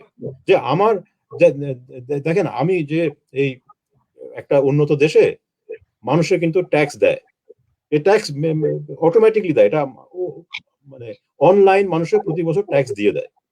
এটা কেউ চেক করে না। কেন চেক করে না? কারণ যদি কেউ চেক করে আর যদি কেউ ধরা পড়ে, তার একটা বিশাল শাস্তি হবে এবং সে জানে যে তখন আমার আর কোনো রেহাই নাই। তো আমার স্বার্থ হচ্ছে যে আমি আমার যা ট্যাক্স পাওনা আমি দিয়ে দেবো। কিন্তু তা সত্ত্বেও এখানে চুরি করার কিন্তু সুযোগ থেকেই যায়। তখন আমি এখানে 4 টাকা, ওইখানে 5 টাকা, ওইখানে 15 টাকা, এখানে আমি চুরি করতে পারি। ওই জায়গাটাতে কিন্তু নৈতিকতা আসে। তখন আপনি বলতে পারেন যে দেখেন, আপনার ট্যাক্সে কিন্তু সমাজের উন্নতি হচ্ছে, আপনার ট্যাক্সে কিন্তু একটা গরিব মানুষ খেতে পাচ্ছে, আপনার ট্যাক্সে একটা আমরা এইডে আমি দান করতে পারছি গরিব দেশে। ওই নৈতিকতা তখন কাজ করে যে ঠিক আছে, আমি যখন দিচ্ছি ওই 5 টাকা আমি আর সেভ করবো না, আমি দিয়েই দেই, তখন কাজ করে। কিন্তু আপনি যদি দেখেন যে আমার প্রতিবেশী কোনো ট্যাক্সই দেয় না, আর আমাকে আপনি বলতেছেন যে আপনি নৈতিকতার খাতিরে ট্যাক্স দেন, তখন আমি কিন্তু দেবো না। আমি তখন বরং একটা মসজিদে দান করে তারপরে ট্যাক্স দিব। তো এই যে জিনিসটা নষ্ট করছি, আমরা ধর্মকে নষ্ট করছি, নৈতিকতাকে নষ্ট করছি। হ্যাঁ, কারণ আমরা কিন্তু এই সুযোগটা তৈরি করি নাই যে যারা ভালো মানুষ, যারা নৈতিক হতে পারতো, তারাও কিন্তু এখন হতে পারছে না এবং তারা বাধ্য হয়ে তারা সব আইন ভাঙতেছে। এই জিনিসটাকে আমাদেরকে সমাধান করতে হবে আগে। তারপরে দেখবো যে 90% লোক কিন্তু আসলে নৈতিক। কারণ এই লোকগুলো যখন আপনি দেখেন যে বাংলাদেশে যারা একেবারে একেবারে মানে সাংঘাতিক খারাপ কাজ করছে, এরা যখন বিদেশে আসে তারা রাতারাতি ভালো হয়ে যায়। রাতারাতি তারা কিন্তু নৈতিকতা ফলো করতে শুরু করে। ওই একই লোক বাংলাদেশে গিয়ে কিন্তু চুরি চামারি করছে। তো এই জিনিসটা আমার মনে হয় খুব গভীর নৈতিকতার ব্যাপার না। নৈতিকতা আপনার দৈনন্দিন যেটা কাজের ধরন, আপনার জীবনের যে আমি ভালো থাকতে চাই, আমার ফ্যামিলির দেখাশোনা করতে চাই, এটার সঙ্গে নৈতিকতাকে মিলতে হবে। যখন সেটা মিলে না, তখনই হচ্ছে সমস্যা, তখনই গিয়ে ভালো মানুষ খারাপ হয়ে যায়। আমরা অনেক ভালো মানুষকে জবরদস্তি খারাপ বানাচ্ছি। এই জিনিসটাকে আমাদের দেখতে হবে যে আসলে যে কোনো সমাজে 5% লোক খারাপ হয়, কিন্তু যে সমাজে 95% লোক নিয়ম ভাঙছে, সেটা তো আপনি নৈতিকতা দিয়ে ঠিক করতে পারেন না। বাংলাদেশে আপনি যদি দেখেন 95% লোক কোনো না কোনো আইন ভাঙতেছে, কোনো না কোনো খারাপ কাজ করতেছে। তো সেখান থেকে আমি মনে করি এটা নৈতিকতার সমস্যা না, সেটা হচ্ছে যে আমরা এই মূল ব্যাপারগুলোকে আমরা সমাধান করি নাই। আমরা অনেক মানুষকে বাধ্য করছি নিয়ম ভাঙতে, যারা নিয়ম ভাঙতে চায় না। যদি আমরা সেটা ঠিক করি, তখন আমরা অটোমেটিকলি দেখবো যে তারা নিয়ম, তখন কিন্তু আপনার যে কথাটা যে নৈতিকতাকে আনতে হবে, তখন সাংঘাতিক সেটা প্রযোজ্য হয়ে যায়। তখন ওই আপনি আমরা শব্দটা ব্যবহার করছেন, আমরা চেঞ্জ করবি। আমরাটা কারা? আমরা যারা এখানে কথা বলছি, আমরা মানে যারা যারা আমরা এটা তো একটা সামাজিক আপনার মূল্যবোধ এর কথা বলছি, যেটা মূল্যবোধ এই নৈতিকতার মূল্যবোধ না। এটা হচ্ছে আমরা কোথায় রিফর্মটা করবো সেটার মূল্যবোধ। আমরা এখন যেটা রিফর্মের কথা বলছি, তো অনেক রিফর্ম কিন্তু আপনার সরকারের আইনের জন্য বসে থাকার দরকার নাই। আমি যে কথাগুলো বললাম যে বিজিএমইএ কেন গিয়ে তার বিল্ডিং রেগুলেশন ঠিক করে না, এটা তো সরকারের জন্য সে বসে নাই। মিল্লাত যখন শিশু করলো, সে তো সরকারের জন্য বসেছিল না, সে নিজেই দেখলো এখানে একটা সুযোগ আছে, আমি কেন করব না, করে দেখলো যে এটা কাজ করে। এরকম অনেক জায়গা আছে যেখানে আমরাই একটা বিশ্ববিদ্যালয় বা একটা হাসপাতাল, সে কেন তার নিজের সিস্টেম ঠিক করে না। আমি এই কথাটাই আমরা সবসময় বলে থাকি যে মানে আমি বলেছি, কিন্তু একটা রাষ্ট্রীয় একটা দায়িত্ব, একটা সামাজিক দায়িত্ব, আর ইন্ডিভিজুয়ালি আমার দায়িত্ব। আপনি যেটা বলছেন যে আমরা নাগরিক দায়িত্বটা, যে মানে আমরা সরকারের জন্য বসে থাকবো না অথবা ইন্ডিভিজুয়াল, তো এই জায়গাটায় সবারই একটা ডেফিনেটলি প্রত্যেকটা লেভেলে আমরা যে মানে যে সমাজের যদি পরিবর্তন চাই, সেই সমাজের পরিবর্তনের দায়িত্বটা অফকোর্স রাষ্ট্রীয় ইয়েও দরকার আছে, কারণ রুলস রেগুলেশন পুলিশ ইত্যাদি নানান কিছু আছে। কিন্তু আমি যে ট্যাক্স ঠিক মতো দেবো কি দিব না, এটা আমার একটা সামাজিক দায়িত্বের মধ্যে পড়তেছে। ফলে এটা সোসাইটি আমাকে বিভিন্ন রকমের বিভিন্ন ভাবে সেই পরিবর্তনটা আনতে সাহায্য করতে হবে। আপনারা, আমি শব্দটা মূল্যবোধ ব্যবহার করতেছেন, আমি নৈতিকতা ব্যবহার করতেছি, দায়বদ্ধতা কেউ কেউ ব্যবহার করতেছেন, সবগুলোর সিমিলারিটি এগুলা জায়গাটা আছে। যে রানা প্লাজার উদাহরণ দিচ্ছেন, যে রানা প্লাজার যে বিজিএমইর যদি দায়বদ্ধতা মনেই করতো, তাহলে পরে তারা তাদের লোকদেরকে শেখাতো ঠিক মতো। আর ওই লোকও যদি তার নিজের দায়বদ্ধতা ভালো করে পালন করতো, সেটা জানে না সেটা নয়, পালন করতো, তাহলে পরে মানে সেই জায়গাটা হতো। তো যাই হোক আর কি, মোস্তাক ভাই, আমাদের শেষের দিকে যাওয়া দরকার। জি মোস্তাক ভাই, আমরা 1 ঘন্টা মতো আলোচনা করেছি। আমরা মানে আর যতটুকু সময় আছে একটু একটু ভিন্ন একটা বিষয় নিয়ে, যে আপনি তো অ্যান্টি কারাপশন এভিডেন্স নামক একটা প্রজেক্ট, যেটা গ্লোবালি আর কি অনেকগুলো দেশে আপনি রান করছেন, আপনি যেটা এক্সিকিউটিভ ডাইরেক্টর, বাংলাদেশেও সেটা সেই প্রজেক্টের মধ্যে কিছু কাজ আছে। মানে আমার প্রথমত একটু জানতে ইচ্ছা করতেছে যে অ্যান্টি কারাপশনের কোন দিকটি আপনি দেখছেন বাংলাদেশ পার্সপেক্টিভে। আরেকটি বিষয়ে জাস্ট আপনার কথার মধ্যে থেকে বেরিয়ে আসছে সেখান থেকে, যে আমাদের দেশে অনেকে যারা এখানে দেশের মধ্যে খারাপ কাজ করে বিদেশে গিয়ে তারা ভালো হয়ে যায়। তো সেইটার প্রাসঙ্গিকতা টেনেই আমি একটা জিনিস জানতে চাই, যে এই যে যেসব কারাপশন গুলো হচ্ছে ডেভেলপিং কান্ট্রিতে, এবং যারা পারপেচুয়েটার্স তারা শেল্টার নিচ্ছে ডেভেলপ কান্ট্রিতে, এইটাকে আপনাদের এই এন্টি কারাপশনের মধ্যে আপনি কিভাবে অ্যাড্রেস করছেন? কারণ হচ্ছে আমরা ওয়ার অফ এগেইনস্ট টেররিজম নিয়ে আমরা এত কিছু বলছি, এটাও তো একটা ক্রিমিনাল অফেন্স যেখানে ডেভেলপ কান্ট্রি সরাসরি পার্টিসিপেট করছে। কারণ তারা যদি এদেরকে শেল্টার না দিত, আমরা দেখেছি যে কোভিড এর সময় যখন মানুষ মুভ করতে পারে না, তখন কিন্তু খারাপ লোকও কিন্তু ভালো হয়ে গেছিল। কিন্তু এই যে তারা এখানে অন্যায় করে আরেকটা দেশে শেল্টার নিতে পারতেছে, তাদের ছেলে পেলেদেরকে বিদেশে পড়াতে পারতেছে, তারা সেফ থাকতেছে, যার জন্য কিন্তু তাদের একটা এনভায়রনমেন্ট আমরা কিন্তু তাদেরকে দিচ্ছি যেখানে তারা এটাকে পার্সু করছে। এটাকে অ্যান্টি কারাপশনে আপনার কোন জায়গায় আপনি অ্যাড্রেস করছেন কিনা? দুটো খুব বড় প্রশ্ন। আমি দ্বিতীয়টা থেকে শুরু করি, কারণ এটা আমি খুব সংক্ষেপে একটা উত্তর দিয়ে আমি তাড়াতাড়ি মুভ করব। এটা হচ্ছে যে একটা সমস্যা যেটা পাশ্চাত্যের দেশের মানে এখানকার নীতি নির্ধারকরা উপলব্ধি করে, সেটা হচ্ছে যে উন্নয়নশীল দেশ থেকে যখন দুর্নীতির কারণে কাউকে ফেরত চাওয়া হয়, অনেক ক্ষেত্রে দেখা যায় যে এটার পিছনে একটা রাজনীতিও কাজ করে। অর্থাৎ এরা সরকারে ছিল, বর্তমানে সরকারে নাই, নতুন সরকার এসে বলে এদেরকে ফেরত পাঠাও, আমরা এদের শাস্তি দেব। এখানেই তখন সমস্যা শুরু হয় যে আসলে তারা কি বিচার পাবে কিনা, এটা কি কোনো রাজনৈতিক উদ্দেশ্যের কারণে বলা হচ্ছে কিনা, ইত্যাদি কারণে এটা থেমে যায়। আমার মনে হয় যদি একটা যে কোনো সরকার যদি তার নিজের পার্টির লোক যে ক্ষমতায় আছে সেই পার্টির লোক পালায় গেছে, তাকে যদি ফেরত চায়, তখন কিন্তু জিনিসটা সাংঘাতিক ভিন্ন হবে। যে আমারই দলের লোক, আমাকে চুরি করে গেছে, একে ফেরত পাঠান। কিন্তু এটা খুবই বিরল, এটা প্রায় হয়ই না। আপনি এটা শুধু বাংলাদেশের ক্ষেত্রে না, আপনি যে 99% উন্নয়নশীল দেশ থেকে যেগুলা কেস আপনার আসে যে আমাদের এই লোককে ফেরত পাঠাও, দেখা যায় যে এটা বিরোধী দলের লোক। তখন একটা অন্য রকমের পলিটিক্স শুরু হয়ে যায় যে এদের কি আসলে কি বিচার দেওয়া হবে, এটার উদ্দেশ্যটা কি, ইত্যাদি ইত্যাদি। এটাই হচ্ছে ব্যাপার। এখন আসলে যদি কোনো সরকার সত্যিকার অর্থে দুর্নীতির জন্য করতে চায়, তাকে শুরু করা উচিত তার নিজের লোককে দিয়ে। তার নিজের যেই লোক চুরি করে পালাইছে সেই লোককে তাকে বলা উচিত যে আমাকে একে পাঠাও।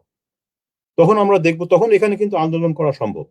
তখন আপনার বিদেশে যে যারা আন্দোলনকারী এখানে প্রতিষ্ঠান আছে, তারা বলতে পারে এখানে তো কোনো রাজনীতি নাই, একে কেন আপনি আচ্ছা, এটা হচ্ছে একটা সমস্যা। আপনার প্রথম প্রশ্নে আসে যেটা হচ্ছে যে মূল এবং আমি এখানে আবারও বলতে চাই, এটা বাংলাদেশের সমস্যা না, এটা প্রত্যেকটা উন্নয়নশীল দেশে। এখন যে পাকিস্তানের ইমরান খান এখানে নওয়াজ শরীফকে ফেরত যাচ্ছে, লন্ডনে বসে আছে নওয়াজ শরীফ যে টাকা চুরি করেছে এটাতে কোনো বিন্দু মাত্র কোনো সন্দেহ নাই। নওয়াজ শরীফ একটা বিরাট একটা চোর। কিন্তু ব্রিটিশ সরকারের সমস্যা হচ্ছে যে নওয়াজ শরীফ একটা বিরোধী দলেরও নেতা। এখন একে যদি এখন আমরা পাঠাই, ইমরান খান কি তাকে সঠিক বিচার দিবে, নাকি এটা কোনো রাজনৈতিক কাজে লাগানো হবে? এটাই হচ্ছে সমস্যা। এরা শুধু বাংলাদেশ না, এটা প্রত্যেকটা দেশে, আপনি আফ্রিকার দেশ দেখেন, এশিয়ার দেশ দেখেন, এটাই হচ্ছে সমস্যা। এখান থেকে আমাদেরকে বেরিয়ে আসতে হবে, এবং এটা বেরিয়ে আসার একটা খুব সহজ উপায় হচ্ছে যে কোনো একটা সরকার একটু সাহসিকতা নিয়ে তার নিজের খুব নিকট মানুষ যে পালায় গেছে তাকে ফেরত চাক। তারপর আমরা দেখব যে এখানে কিভাবে আমরা এটাকে করতে পারি, কারণ সেখানে তখন কোনো আপনার এই অজুহাত দিতে পারবেন না যে এটা তো এখন রাজনৈতিক, ঠিক আছে না? তো আমরা এই সুযোগের জন্য অপেক্ষা করছি। যে কোনো উন্নয়নশীল দেশ থেকে যখন এই প্রস্তাবটা আসবে যে আমারই ছোট ভাই যে সরকারে ছিল সে চুরি করে পালাইছে, আমি বড় ভাই, আমি এখন প্রধানমন্ত্রী, তাকে আমি ফেরত চাই, এরকম যদি আমরা একটা কেস পাই, তখন সেখানে কিন্তু আমার সামাজিক আন্দোলন তৈরি করা খুব সহজ হবে, এবং সেটার জন্য আমরা অপেক্ষা করছি। আপনার প্রথম প্রশ্নের আসি, বাংলাদেশ এবং এইসব দেশে আমরা দুর্নীতি দমন বলতে আমরা কি বুঝি? এবং আমি সরি, আরেকটা কথা আমি বলে দিই, যাদেরকে দুর্নীতির দায় করা হচ্ছে তারা যে দুর্নীতি করেছে সেটা সন্দেহ নাও থাকতে পারে, সেটা ব্যাপার না। যাদেরকে বলা হচ্ছে যে আপনারা চুরি করেছেন, তারা হয়তো আসলেই চুরি করেছে, কিন্তু রাজনীতিক ব্যাপারটা হচ্ছে ভিন্ন। তাদেরকে কেন শনাক্ত করলেন, অন্যদের কেন করলেন না? এটাই হচ্ছে এই পাশ্চাত্যের দেশের জন্য একটা বিরাট সমস্যা, যে সব রকমের রিকোয়েস্ট আসে সব বিরোধী দলের জন্য, খালি আর কারোর জন্য আসে না।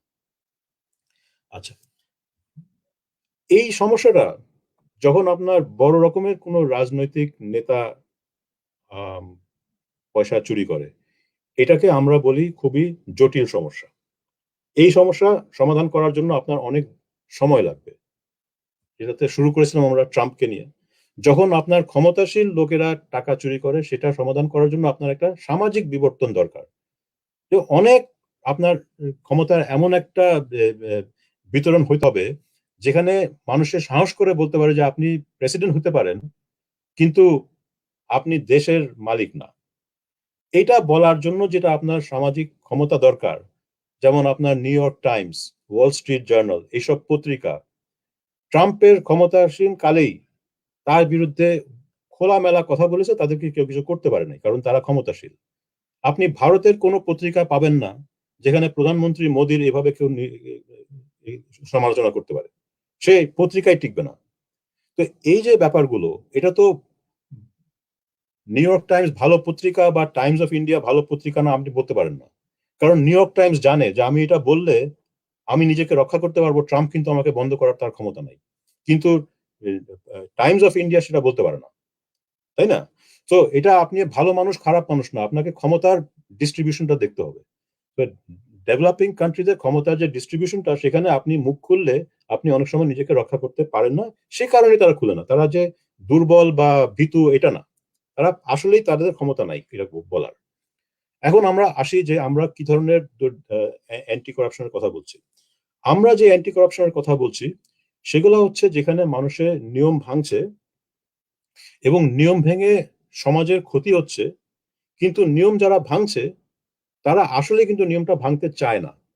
এটা হচ্ছে আপনার নিয়মের আপনি যেহেতু জিনিসটা বোঝেন নাই, এমন কিছু নিয়ম করছেন যেটা আপনি মানুষকে বাধ্য করছেন নিয়ম ভাঙতে, এবং এটাতে সমাজের ক্ষতি হচ্ছে। এইগুলা আমরা মনে করি হচ্ছে ফিজিবল অ্যান্টি করাপশন। ফিজিবল মানে হচ্ছে এটা হচ্ছে সমাধানযোগ্য দুর্নীতি দমন। আমাদেরকে সমাধানযোগ্যগুলোকে আগে খুঁজতে হবে এবং সেখানে আমাদেরকে অগ্রসর হতে হবে। আপনাকে কয়েকটা এক্সাম্পল দিলে হয়তো আপনি জিনিসটা বুঝবেন, কিন্তু সমস্যা হচ্ছে যে প্রত্যেকটা এক্সাম্পল খুবই ডিটেইলড, কারণ এগুলো আপনি কোনো জেনারেল সলিউশন নাই। একটা এক্সাম্পল দিয়ে যদি সময় থাকে আরো দিতে পারি। বাংলাদেশে আমরা দেখেছি যে এই যে আপনার স্কিলস ট্রেনিং, হ্যাঁ, স্কিলস ট্রেনিং হচ্ছে একটা বিশাল টিভেট, যেগুলোকে বলি আমরা টেকনিক্যাল ট্রেনিং। স্কিলস ট্রেনিং, এটার উপরে সরকার এবং আমাদের যারা development partner billions of dollars খরচ করছে। আপনি যদি কোনো ব্যবসায়ীর সঙ্গে কথা বলেন যে আপনার সমস্যা কোথায়, তা বললো আমার দক্ষ শ্রমিক নাই। দক্ষ শ্রমিকের প্রয়োজন। তো শ্রমিকের দক্ষতার জন্য এই যে স্কিলস ট্রেনিং প্রোগ্রামগুলোকে স্টার্ট করা হয়েছে। তারা ট্রেনিং দেয় আপনার খুব বেসিক কাজের জন্য। এখন দেখা যায় যে যারা স্কিলস ট্রেনিং প্রোগ্রাম থেকে বের হয় তারা চাকরি পায় না। একদিকে আপনার মালিক বলছে যে আমার কোনো স্কিলস নাই, দক্ষ শ্রমিক নাই, আর যারা স্কিলস ট্রেনিং প্রোগ্রাম থেকে ট্রেনিং দিয়ে বের করছে ওরাও কোনো চাকরি পায় না। তো তখন সরকার শুধু বাংলাদেশে না, বিভিন্ন দেশে একটা সিস্টেম শুরু করলো যে হয়তো যারা দক্ষতার জন্য ট্রেনিং দিচ্ছে তারা ঠিকভাবে মার্কেটটা যাচাই করছে না, যে অ্যাকচুয়ালি যারা যারা এমপ্লয়ার তারা কি চায় তারা হয়তো জানে না। সো তখন সেখানে একটা তারা ইনসেন্টিভ তৈরি করলো, যে আপনি আপনার ট্রেনিং এর যেটা লাস্ট তৃতীয়াংশ, এই টাকাটা পাবেন যখন আপনার ট্রেনি চাকরি পাবে। অর্থাৎ আপনাকে আমরা একটা ইনসেন্টিভ দিলাম দেখার জন্য যে আপনি যে ট্রেনিংটা দিচ্ছেন এটার একটা বাজার আছে। ঠিক আছে না? তো আইডিয়াটা খুব ভালো। আইডিয়াটা এখন এটা বাংলাদেশেও অনেক দেশে এটা চলছে, যে আপনি ট্রেনিং দিচ্ছেন, যখন ট্রেনি আসবে তখন কিছু টাকা পাবেন, কিন্তু একটা ভালো অংশ টাকা, 1/3 মতন টাকা পাবেন যখন এই ট্রেনিটা একটা চাকরি পায়, তখন এই টাকাটা রিলিজ হবে। এটা করার পরে দেখা গেল যে কাগজে কলমে চাকরি বাড়তে শুরু করলো। তো আমরা একটা রিসার্চ করলাম যে অ্যাকচুয়ালি এটা বাড়ছে কিনা, এবং অনেকেই করেছে। তো দেখা গেল যে না, আসলে যেটা হচ্ছে যে যারা ট্রেনিং প্রোভাইডার তারা ফ্রড করছে। তারা বলছে যে এই লোকগুলো চাকরি পেয়েছে, কিন্তু আসলে তারা চাকরি পায় নাই। আর ওই লোকগুলোর সঙ্গে তাদের একটা আন্ডারস্ট্যান্ডিং যে আপনাকে কেউ ফোন করবে, ফোন করলে যদি বলে যে চাকরি আছে কিনা, আপনি বলবেন যে চাকরি আছে। অর্থাৎ এই ইনসেনটিভটাও কাজ করছে না। একদিকে আপনি ইনসেনটিভ দিচ্ছেন ভালো দক্ষ শ্রমিক তৈরি করার জন্য, আপনার কোম্পানি বলছে শ্রমিক নাই, যাই করছেন টাকাটা চুরি হয়ে যাচ্ছে। কেন হচ্ছে? তখন আমরা এখানে একটা গভীর একটা গবেষণার কাজ শুরু করলাম। 2 বছর ধরে বোঝার চেষ্টা করলাম যে এটা কেন হচ্ছে। করতে গিয়ে দেখলাম যে স্কিলস যারা ট্রেনিং দেয়, এখানে কিছু ট্রেনিং প্রোভাইডার আছে তারা কোনো ফ্রড করে না। তারা যা বলছে যে আমরা এতগুলা লোককে ট্রেনিং দিয়েছি, তারা চাকরি পেয়েছে, আমরা যখন ফলো আপ করলাম, ফলো আপ করে দেখলাম আসলে তারা চাকরিতে আছে। আবার দেখলাম যে এমন কিছু ট্রেনিং প্রোভাইডার আছে একই সেক্টরে, একই দক্ষতার ট্রেনিং প্রোভাইডার, সবকিছু কন্ট্রোল করার পরে, এটা কন্ট্রোলিং, এটা খুব একটা ইম্পর্টেন্ট জিনিস। হ্যাঁ, সবকিছু কন্ট্রোল করার পরে তারা হয়তো 50% 60% ফ্রড করছে। তো তখন আমাদের প্রশ্ন হলো যে একই দেশে, একই সমাজে, একই ইনসেনটিভ স্ট্রাকচার, ট্রেনিং প্রোভাইডার দক্ষতা একই, একই ধরনের ট্রেনিং দিচ্ছে, একই ইন্ডাস্ট্রিতে যাচ্ছে, সবাই গার্মেন্টস এর শ্রমিক, কেউ কেউ 50% ফ্রড করছে, কেউ কেউ 0% ফ্রড করছে। সমস্যাটা কোথায়? কিন্তু কাগজে কলমে সবাই দেখাচ্ছে আমাদের সব এমপ্লয় হয়ে গেছে। যারা 50% ফ্রড করছে তারাও কিন্তু পুরো টাকা উঠাচ্ছে। তখন আমরা একটা জিনিস খুঁজে পেলাম যেটা কেউ ভাবে নাই। সেটা হচ্ছে যে অ্যাকচুয়ালি আপনি যখন দক্ষ শ্রমিককে ট্রেনিং দেন, সে যখন একটা কোম্পানিতে যায়, সেটা কোম্পানির জন্য লাভবান শুধু তখনই হয় যখন কোম্পানির অভ্যন্তরীণ সংগঠন তার নিজস্ব যেটা অর্গানাইজেশনাল ক্যাপাবিলিটি, এটা যদি উন্নত মানের না হয়, তাহলে কিন্তু সেই কোম্পানি এই দক্ষ শ্রমিক থেকে কোনো লাভ করতে পারে না। আপনি জিনিসটা একটু বোঝার চেষ্টা করেন। একটা গার্মেন্টস ফ্যাক্টরিতে তার প্রোডাকশন লাইন চলছে, প্রোডাকশন লাইনের একটা গতি আছে, সেই গতিটা নির্ভর করছে অনেক কিছুর উপরে। সেটা নির্ভর করছে সেই কোম্পানির অর্গানাইজেশনের উপরে, তার সাপ্লাই চেইন কিভাবে কাজ করে, তার স্পেয়ার পার্টস গুলো ঠিক আছে কিনা, তার রিপেয়ার সিস্টেম ঠিক আছে কিনা, তার ইনসেন্টিভ স্ট্রাকচার ঠিক আছে কিনা। এখন যেই ফ্যাক্টরিতে প্রোডাকশন লাইন খুব ধীর গতিতে চলছে, সেখানে আপনি একটা স্কিল ওয়ার্কারকে প্রোডাকশন লাইনে দিলে আপনি কিন্তু কোনো পরিবর্তন দেখবেন না, কারণ তার প্রোডাকশন লাইনই চলছে খুব আস্তে আস্তে। তো সেখানে একটা দক্ষ শ্রমিক এসে কিচ্ছু করতে পারবে না। যেটা আপনাকে আগে বললাম যে আপনি হার্ভার্ডের পিএইচডি আপনি যদি বাংলাদেশের কোনো ইউনিভার্সিটিতে বসান, সে কোনো পরিবর্তন আনতে পারবেন না, কারণ সেশন জটে সেও বসে থাকবে। এখন সমস্যা হচ্ছে যে আপনি যখন দক্ষ শ্রমিককে এখানে নিয়ে আসবেন, তখন মালিক বলে এটা তো দক্ষ শ্রমিক না, আমার তো কোনো মুনাফা বাড়ছে না, আমি দক্ষ শ্রমিক নিয়ে আসলাম কিন্তু আমার ফ্যাক্টরি একইভাবে চলতেছে। কিন্তু যেই ফ্যাক্টরির প্রোডাকশন লাইন তাড়াতাড়ি চলে, সেখানে যখন আপনি একটা অদক্ষ শ্রমিককে নিয়ে আসেন, ইমিডিয়েটলি সেটা গতি কমে যায়। তখন সেই মালিক বলে যে এটা অদক্ষ শ্রমিক, আমি তখন দক্ষ শ্রমিক চাই। তো যেটা আমরা দেখলাম যে বাংলাদেশের গার্মেন্টস ফ্যাক্টরির কিছু কিছু ক্লাস্টারিং আছে, যেখানে আপনার খুব কোম্পানিগুলার অভ্যন্তরীণ সাংগঠনিক দক্ষতা অনেক উঁচু। সেখানে যখন এই ট্রেনিং প্রোভাইডাররা লোক পাঠায়, তারা ইমিডিয়েটলি চাকরি পেয়ে যায়, কারণ সেই কোম্পানি রাস্তা থেকে কাউকে চাকরি দেবে না, কারণ তখন তার প্রোডাকশন লাইন থেমে যাবে, তখন সে এগুলোকে নিয়ে নেয়। তো ওই ট্রেনিং প্রোভাইডাররা কোনো ফ্রড করে না।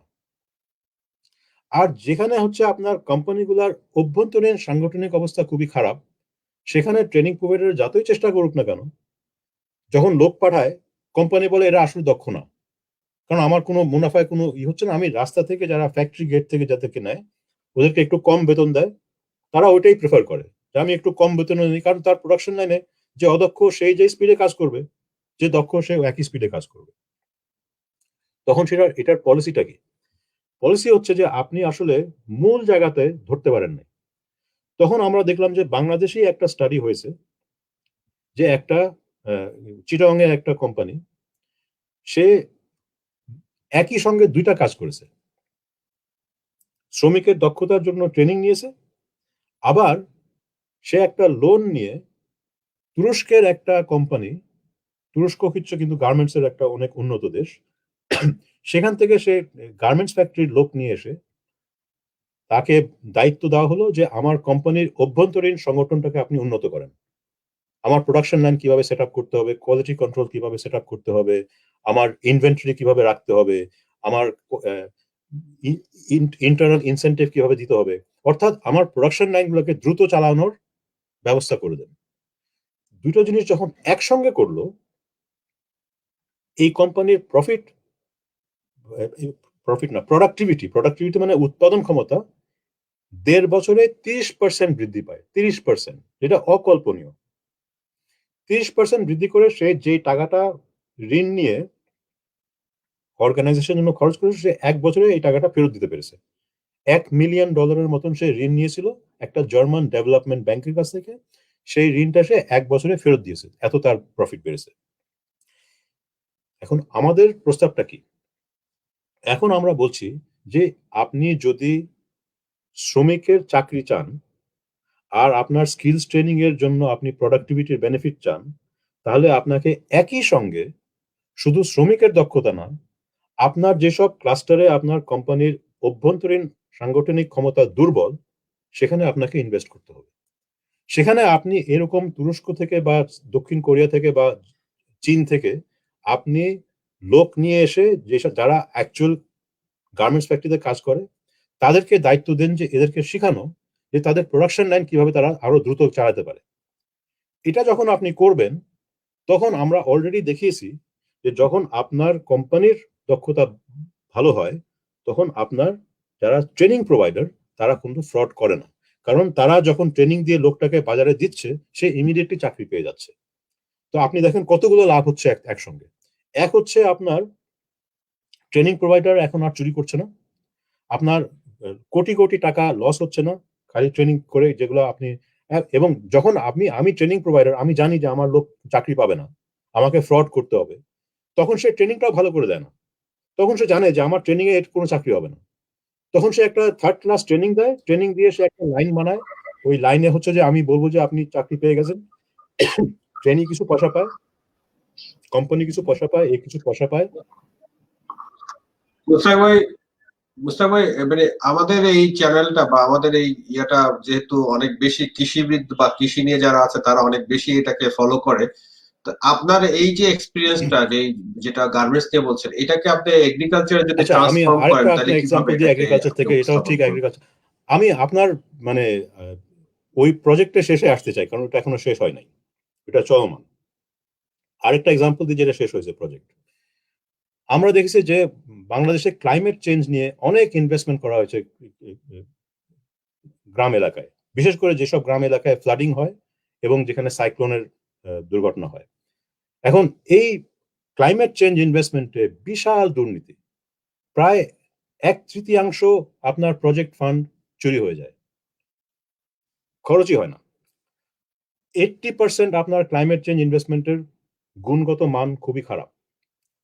তো আমরা একটা রিসার্চ করলাম যে এমব্যাঙ্কমেন্ট মানে রিভার বাঁধ যেগুলো, আর সাইক্লোন শেল্টার। তো এখানেও আমরা দেখলাম একইভাবে যে কিছু কিছু জায়গায় বাঁধ আর সাইক্লোন শেল্টারের গুণগত মান ভালোই হচ্ছে, এবং যখন আমরা ওই কি ইনফরমেন্ট ইন্টারভিউ করলাম এলাকায়, দেখলাম যে এখানে দুর্নীতি কম হয়েছে। আবার কোনো কোনো জায়গায় দেখি যে অনেক বেশি দুর্নীতি হয়েছে এবং গুণগত মান খুবই খারাপ। একই আপনার ইমপ্লিমেন্টিং এজেন্সি, একই গভর্নেন্স স্ট্রাকচার, কোনো কোনো জায়গায় ভালো হচ্ছে, কোনো কোনো জায়গায় খুব খারাপ হচ্ছে। কেন হচ্ছে?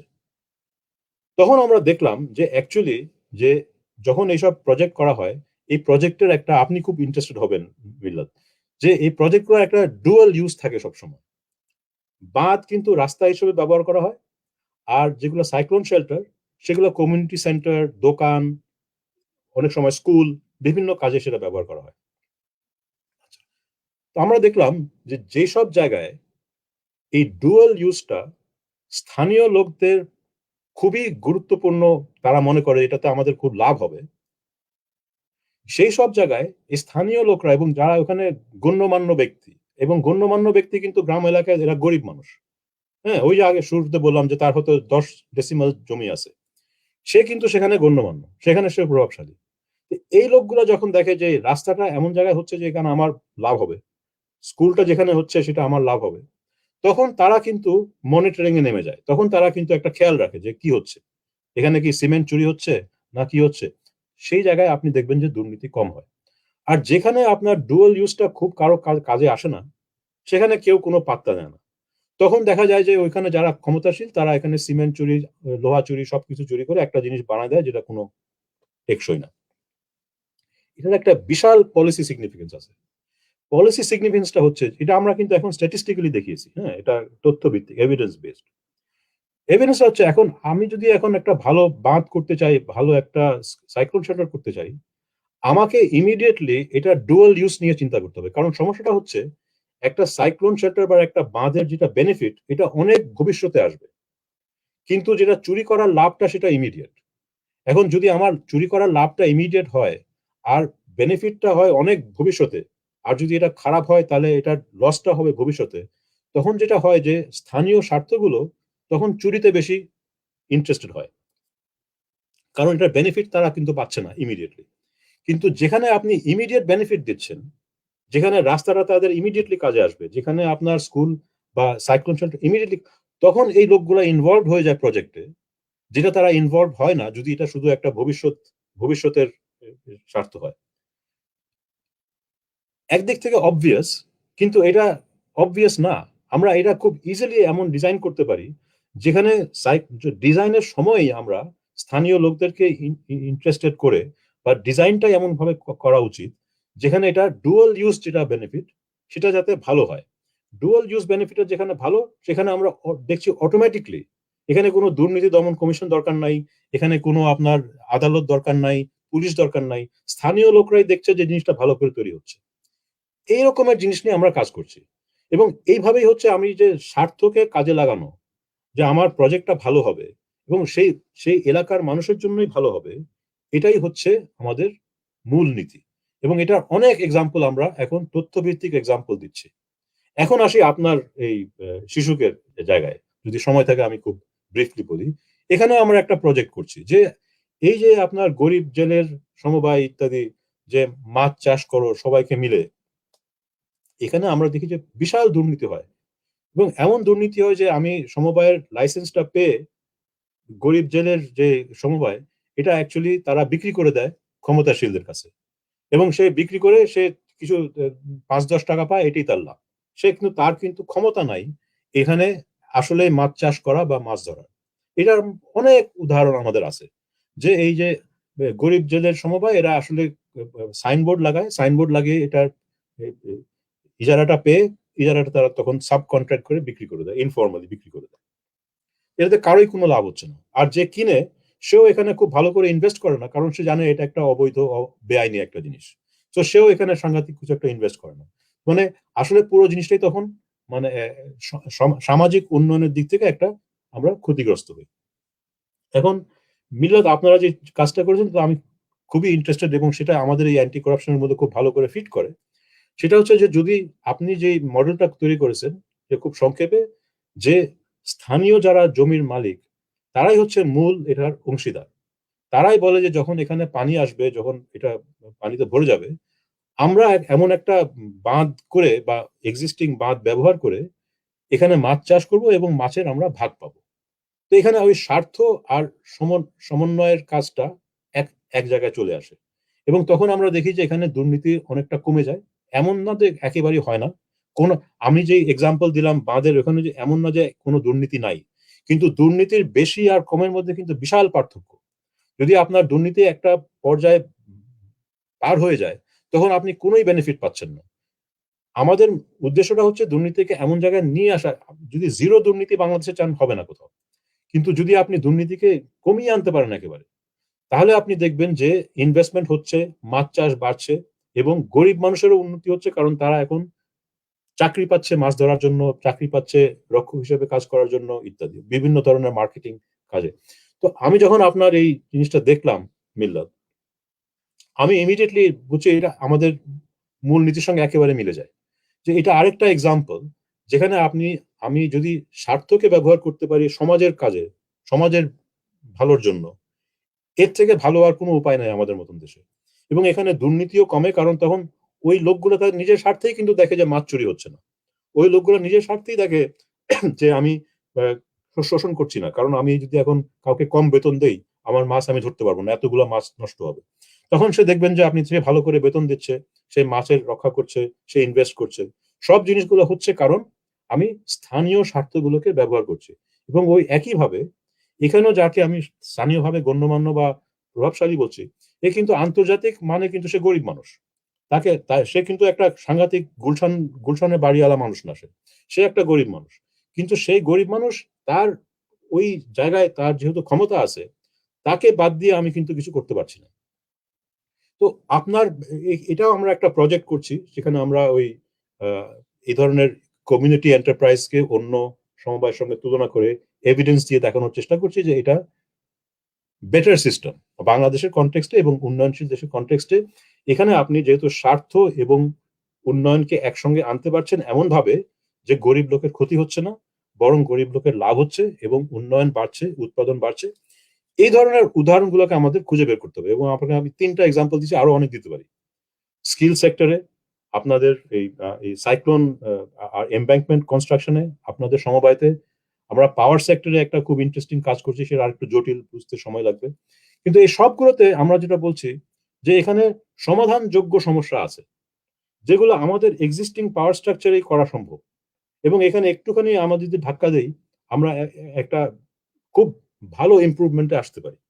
এবং এইভাবেই ধাপে ধাপে যদি আমরা এই কাজগুলো করতে থাকি, তখন যেগুলো খুবই দুঃখের এবং বড় ধরনের দুর্নীতি, যেগুলোতে আমাদের খুবই কষ্ট হয়, সেগুলো আমরা এক পর্যায়ে সেগুলোকেও আমরা সমাধান করতে পারবো। কিন্তু সেগুলোর সমাধান করার মতন এই মুহূর্তে আমাদের কোনো ক্ষমতা নাই, কারণ সেখানে গিয়ে কিন্তু যেখানে আপনার পুকুর চুরি হচ্ছে, সেখানে আপনি কিন্তু স্বার্থ ব্যবহার করতে পারছেন না, কারণ যারা ওই ধরনের কাজ করে তারা সব সময় বেশি লাভ করবে চুরি করে, এবং তাদেরকে আপনি কোনো ইনসেন্টিভ দিতে পারেন না, আপনি সমাজের জন্য কাজ করেন, এটা কিন্তু আপনি এখনো পারছেন না। কিন্তু যখন সমাজ বলবে যে এটা আপনি করতে পারেন না, তখন ওই লোকগুলো কিন্তু উৎপাদনশীল হয়ে যাবে। কিন্তু সেটা সময় লাগবে। সেজন্য আমি বলছি যে সব দুর্নীতি একসঙ্গে সমাধান করা সম্ভব না আমাদের সিস্টেমে। এখন অন্য আরো অনেক লজিক আপনি ব্যবহার করতে পারেন, কিন্তু আমরা যেই লজিকে অ্যান্টি করাপশন করছি, এটাতে যেই সমস্যাগুলো সমাধান করা যায়, সেগুলো হচ্ছে সেই সমস্যাগুলো যেখানে আমি স্থানীয় স্বার্থ ব্যবহার করে উন্নয়ন, গরিব মানুষ আর দুর্নীতি দমন করতে পারি। এই সব জিনিসগুলো যদি আমি এক করতে পারি, যে আমার গরিব মানুষেরও উন্নতি হচ্ছে, আমার উৎপাদনও বাড়ছে, আর দুর্নীতিও কমছে, সেই উদাহরণগুলো আমরা খুঁজে খুঁজে বের করে মানুষের সামনে দাঁড় করাই। এবং আপনি আমাদের ওয়েবসাইটে গেলে আপনি এরকম অনেকগুলো উদাহরণ পাবেন, এভিডেন্স পাবেন, যেগুলো আমরা করছি বাংলাদেশে, নাইজেরিয়ার মতন দেশে যেখানে সাংঘাতিক করাপশনের তাদের দুর্নাম, সেখানেও আমরা এরকম অনেক এক্সাম্পল পাচ্ছি। টানজানিয়াতে কাজ করছি, পাকিস্তানে কাজ করেছি আমরা, আফ্রিকার মালাবিতে, সাউথ আফ্রিকায়, বিভিন্ন দেশে কাজ করেছি। এবং প্রত্যেকটি দেশে আমরা এরকম উদাহরণ পাই, যেগুলোকে আমরা বলি মিসড অপরচুনিটি, যে এখানে কিন্তু সমাজের স্বার্থ ব্যবহার করে আমরা কিন্তু দুর্নীতি দমন করতে পারি এবং উৎপাদন বাড়াতে পারি এবং গরিব মানুষের ভালো করতে পারি। এগুলো হচ্ছে আমাদের অ্যান্টি করাপশন এভিডেন্সের যে প্রজেক্ট এস। আপনি যদি সোয়াস এস গুগলে সার্চ করেন, আপনি আমাদের ওয়েবসাইট পাবেন, ওখানে অনেক তথ্য আছে। এবং আমার ওয়েবসাইট যেটা সোয়াসের ওয়েবসাইটে আমার নাম খুঁজলে আপনি আমার ওয়েবসাইটে আমার অনেক পাবলিকেশন পাবেন, সেখানেও আপনি দেখতে পারেন। আর গুগলে আমার নাম দিয়ে আপনি আমার অনেক রেকর্ডিং পাবেন এসব ব্যাপারে। সো আমরা কাজ করে যাচ্ছি, এখন কথা হচ্ছে এগুলাকে মানুষের কাছে পৌঁছানো। তো সেই জন্য মিল্লাত, আপনাকে অনেক ধন্যবাদ, একটা সুযোগ দিলেন এগুলাকে প্রচার করার। আমরা কৃতজ্ঞ মুস্তাক ভাই যে আপনি আসলে আপনার এই ব্যস্ততার মধ্যেও আপনি দেশে বিদেশে বিভিন্ন জায়গায় একসঙ্গে কাজ করতেছেন এবং যে আপনার যে টাইট শিডিউল তার মধ্যে যে আমাদেরকে 1.5 ঘন্টা আমরা আপনার সাথে কথা বলেছি এবং আমরা নিশ্চিত যে এই আলোচনা এত সহজে একটা দুইটা সিটিং এ শেষ হয় না এবং আমরা আশা করব বি সেফ এর আলোচনায় ভবিষ্যতে আপনাকে পাবো। আমাদের আমরা শুরুতেই দর্শক মন্ডলী আমরা বলেছি যে আজকে আলোচনাটি একটু ডিফারেন্ট, ভিন্ন আঙ্গিকে আমরা করবো। প্রতিদিনের কৃষি আলোচনার মতো আজকে আলোচনা আমরা করব না। আমরা একটু যে ডিসকানেক্টটি আছে আমাদের কৃষি উন্নয়নের ক্ষেত্রে, আমাদের এই পলিটিক্যাল ইকোনমির যে ডিসকানেক্ট গুলো আছে সেই জায়গাগুলোকে আমরা একটু আজকে বুঝার চেষ্টা করলাম। এটা একটা ইন্ট্রোডাকশন মাত্র। ডেফিনেটলি আমরা আরো কয়েকটি ভবিষ্যতে আরো কয়েকটি সিটিং এর মধ্যে দিয়ে আমরা জিনিসটাকে আরো বেশি পরিষ্কার করতে পারবো। অনেকেই অনেক বেশি অনেক কমেন্ট করেছেন যেগুলোকে আসলে আজকে আমরা খুব বেশি অ্যাড্রেস করতে পারিনি, বাট আমরা মনে করি যে মুস্তাক ভাই এই কমেন্ট গুলো দেখবেন এবং উনি এগুলোকে কনসিডারেশনে নেবেন ওনার যে রিসার্চ কার্যক্রম আছে সেই জায়গাগুলোতে। আমাদের গার্মেন্টস ট্রেনিং নিয়ে উনি যে কাজগুলো করেছেন আমরা আশা করি যে কৃষি ক্ষেত্রেও কিন্তু অনেক ট্রেনিং হয়। আমাদের কৃষি ট্রেনিং গুলোকে উনি যদি অ্যাসেসমেন্ট করেন যেগুলোকে আরো বেশি ইফেক্টিভ আমরা কিভাবে করতে পারবো সেই বিষয়গুলোকে। কোঅপারেটিভের যে জায়গাটা আমি প্রথমে বলেছি যে এটা আমাদের একটা মডেল ছিল ডেভেলপমেন্টের, সেইটা এখন কেন কাজ করছে না সেটাকে যদি আমরা একটু ওনাদের গবেষণার মধ্যে থেকে যদি আমরা এই বিষয়টাকে আরো পরিষ্কারভাবে বুঝতে পারি তাহলে হয়তো যেটা আমাদের সাংবিধানিক ভাবে রাষ্ট্র সংবিধানে বলা হচ্ছে যে সমবায়ের একটা অস্তিত্বের কথা বলা হচ্ছে এবং সরকারের বিভিন্ন কার্যক্রমে এটাকে গুরুত্ব দেওয়া হয়, কিন্তু আমরা তেমন বেশি এগোতে পারছি না এখানটাতে। সেই জায়গাটাতে কাজ করার জন্য ওনাকে অনুরোধ জানাবো। আমাদের নতুন ধারার যে উন্নয়ন প্রকল্প যে কমিউনিটি এন্টারপ্রাইজ, যেটা নিয়ে মোস্তাক ভাই অনেক লেখালেখি করেছেন, ওনার কিছু লেখালেখি আছেন এবং উনি কাজ করছেন আরো ডিটেলে এটা নিয়ে, যেটা আমরা আশা করি যে এটারও যে যদি কোনো দুর্বলতা থাকে সেগুলোকে উনি চিহ্নিত করে এটাকে আমরা আরো বেশি সর্বজন গ্রাহ্য এবং আরো ভালোভাবে, এটা শুধু মাছের মডেল না, এটা ডেভেলপমেন্টের একটি মডেল হিসাবে আমরা এটাকে ইমার্জ করতে পারবো ইনশাল্লাহ। আমাদের এখানে বার্ডের ডাইরেক্টর এগ্রিকালচার উনি একটা ইনফরমেশন আমাদের সবার সাথে শেয়ার করার জন্য নোটিশ বোর্ডে দিয়েছে। সেটা হচ্ছে যে বার্ডের অর্থায়নে আগামী ফেব্রুয়ারিতে গ্রামীণ অর্থনৈতিক উন্নয়নের সমবায়ের সনাতনী যে ধারার বিন্যাস এবং কৃষি প্রযুক্তি সম্প্রসারণে বার্ডের ভূমিকা, এই বিষয়ে একটি সেমিনার ওনারা করতে যাচ্ছেন। ওনারা চাচ্ছেন যে এই ইনফরমেশন গুলো যেন আমরা এই প্রোগ্রামের মাধ্যমে সবাইকে জানাই। আজকে অনেকেই অনেক গুরুত্বপূর্ণ মন্তব্য করেছেন। আমাদের প্রণব সাহা, যিনি ডিবিসি টেলিভিশন চ্যানেলের এক্সিকিউটিভ চিফ এক্সিকিউটিভ, উনি সিইও, তার অনেকগুলো মন্তব্য এখানে আছে। আমরা ভবিষ্যতে কোনো একটি সেশনে হয়তো এই বিষয়গুলোকে নিয়ে আবারও আমরা কথা বলবো। মুস্তাক ভাই আপনাকে আমি কিন্তু কমেন্ট গুলো দেখতে পাচ্ছি না, কিন্তু আপনি যদি পাঠিয়ে দেন আমাকে তাহলে। আচ্ছা, আপনি যদি কমেন্ট আপনার কমেন্ট বক্সে থাকে, যাই হোক আপনার ওই যে হ্যাঁ আচ্ছা, তো এটা আছে আমার জয়নুল আবেদিন স্যার কি আছেন আমাদের সাথে? স্যার আমাদের সভাপতি মহোদয় একই সাথে আসলে আরেকটি প্রোগ্রামে, আচ্ছা স্যার ফিরে আসছেন। স্যার কি আসতে পারবেন স্যার? জি জি জি জি স্যার, আমরা তো আজকে অনেক আলোচনা করলাম, এখন আমরা শেষের পথে। আপনি যদি আপনার ফাইনাল রিমার্কস করে আজকে আমাদের প্রোগ্রাম শেষ করেন। আমার ফাইনাল রিমার্কস মানে চাইতে গুরুত্বপূর্ণ যে আজকে সবাই যেটা শুনছে মনোযোগ দিয়ে, এটাই মনে হয় গুরুত্বপূর্ণ কথা। দুইটা বিষয় নিয়ে আমরা আলাপ করেছি আসলে, যদিও মূলত বিষয় ছিল বাংলাদেশের যে গ্রামীণ অর্থনীতিতে প্রাতিষ্ঠানিকরণের চ্যালেঞ্জ, সেটা নিয়েও আলাপ হয়েছে প্রথম দিকে। তারপরে আসলে যে আমাদের যে দুর্নীতির কথা যেগুলো বলা হয়েছে, অ্যান্টি করাপশনের কথাগুলো বলেছে, সেটাও ওর সঙ্গে জড়িত আসলে, যদিও মানে বিষয়টা একেবারে বিচ্ছিন্ন করে দেখা সম্ভব না। এটা একটার সঙ্গে আর একটা ওতপ্রোত ভাবে জড়িত আছে। উনি যেগুলো আলাপ করেছেন আমি আসলে ফাঁকে ফাঁকে শুনেছি, একেবারে সবটা শেষের অংশটা সবটা যে শুনেছি তা নয়, মানে স্বীকার করতেই হবে। তবে আমি প্রথম দিকের যে ইস্যুটা রয়ে গেছে, প্রাতিষ্ঠানিকরণের যে বিষয়টা রয়ে গেছে, এটা বলতে চাই যে চ্যালেঞ্জ গুলো আসলে আমাদের সামনে রয়ে গেছে। আমাদের এইখানে যে স্বার্থের কথা বলা হয়েছে, শিক্ষার কথা বলা হয়েছে, এবং উনি যে গ্লোবাল লেভেল যে বৃহৎ পরিপ্রেক্ষিতে যে সমস্ত ইস্যুগুলো বলেছেন সেগুলো খুবই গুরুত্বপূর্ণ কথা, কিন্তু আমরা আসলে আরেকদিন মনোযোগ দিয়ে ওনার কথাগুলো শুনতে চাই আসলে আরো, এইটার কারণ আজকে অনেক কথা আলাপ করা গেল না, আমাদের দর্শকরাও অনেক প্রশ্ন করেছেন, কিন্তু সেই জিনিসগুলো আসলে ভালো করে আলোচনা হওয়া দরকার, এবং ভুলে যাওয়ার আগেই ওনার আজকের বিষয়গুলো যেগুলো হলো, দরকার লাগলে আগামী শনিবারেই যদি উনি পারেন সম্ভবত, সেই আগামী শনিবারে আবার ওনাকে দাওয়াত করতেই পারি আমরা, কারণ একটা কন্টিনিউটি থাকে তাহলে আলোচনাটার আর কি। তো এটা আমি যাই হোক, মূল কথা যেটা হলো যে আমাদের গ্রামীণ অর্থনীতি মানেই হলো দেশের অর্থনীতি। এখনো তো বাংলাদেশের অর্থনীতি যদিও অনেক কিছু নিয়ামক আছে, কিন্তু গ্রামীণ অর্থনীতি, এবং সেগুলোকে আমরা কি করে ইনক্লুসিভ ডেভেলপমেন্ট আনতে পারি, যে দারিদ্র মানুষও যাতে কি করে এই উন্নতির সঙ্গে সামিল হতে পারে, তাদেরকে সামিল করতে পারি, সেটার একটা জায়গা দরকার, এবং সেই জায়গাটাই দরকার হলো ইনস্টিটিউশনাল মেকানিজম বা প্রাতিষ্ঠানিক কাঠামো দরকার। এবং আমরা কি করে দুর্নীতি অথবা বাকি সবকিছু যেগুলো আছে দূর করে দিয়ে আমরা কি করে সেটা করতে পারি, সেটা নিয়ে আমাদের ভাবনা দরকার আছে। আমি আমার তরফ থেকে মুশতাক খান সাহেব, প্রফেসর ডক্টর মুশতাক খানকে অনেক ধন্যবাদ, এবং শাকিল মিল্লাত মোর্শেদকে অবশ্যই ধন্যবাদ যে এই যে আপনাকে এখানে আমাদের সঙ্গে নিয়ে আসছেন আলোচনার জন্য। আমরা আলোচনাটাই বিসেফ ফাউন্ডেশন আসলে নিরাপদ খাদ্য নিয়ে কথা বলেন, কিন্তু নিরাপদ খাদ্যের সাথে আসলে ওভারঅল প্রাতিষ্ঠানিক কাঠামোটাও জড়িত রয়ে গেছে, খালি এটা বিচ্ছিন্ন ভাবে আমরা দেখতে পারতেছি না। এই জন্য আমরা হয়তো একদিন এই স্পেসিফিক লিঙ্ক গুলা নিয়ে আলোচনা করতে চাই, যে আমরা কি করে নিরাপদ খাদ্যের সঙ্গে যে প্রাতিষ্ঠানিক কাঠামো অথবা দুর্নীতির কথাগুলো হলো, এই সবগুলোকে আমরা একখানে কি করে নিয়ে আসবো, ওই জায়গাটা আর একটু বিস্তারিত আলোচনা হওয়া দরকার। আমি আমাদের আজকে সাথে যারা ছিলেন তাদেরকে অনেক ধন্যবাদ, যে আমি আজকে নতুন মুখ্য কিছু দেখছি, তাদেরকে অভিনন্দন জানাচ্ছি, এবং আমাদের সাথে থাকবেন। আর আমাদের বিসেফ ফাউন্ডেশনের ফেসবুক পেজে, বিসেফ ফাউন্ডেশন, BSAFE, বিসেফ ফাউন্ডেশনের ফেসবুক পেজে আজকের এই আলোচনাটা রেকর্ডেড থাকছে।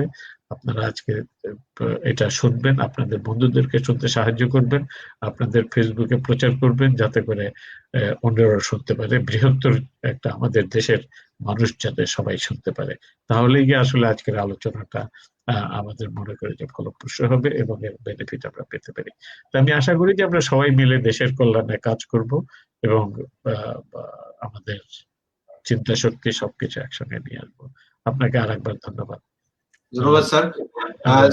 আমরা মুস্তাক ভাই, আমাদের যেহেতু সভাপতি উনি ডিজায়ার করেছেন, আমরা আশা করব যে আপনি যদি সামনের শনিবারে সম্ভব হয় খুবই ভালো হয়, যে আমরা একটা কন্টিনিউশনের মধ্যে থাকবো। যদি না হয় তাহলে পরবর্তী একটা শনিবার আমরা আরেকবার আপনার কাছ থেকে সময় চাই এই বিষয়গুলোকে আরেকটা ধাপে নিয়ে যাওয়ার জন্য। আজকে অনেক প্রশ্নই করার ইচ্ছা ছিল, কিন্তু আপনার কাছ থেকে শুনতে চেয়েছি যে আপনার ধারাবাহিকতার মধ্যে দিয়ে আমরা গিয়েছি। আমরা হয়তো আমাদের ফোকাসড আলোচনাগুলো পরবর্তী কোনো সেশনে আমরা করে নেব। তা আবারও আপনার সাথে একই প্ল্যাটফর্মে দেখা হবে এই আশা রেখে আজকের মতো ধন্যবাদ জানিয়ে আমরা শেষ করছি। সবাইকে ধন্যবাদ। ধন্যবাদ। আমরা অফলাইন যেতে পারি। জি।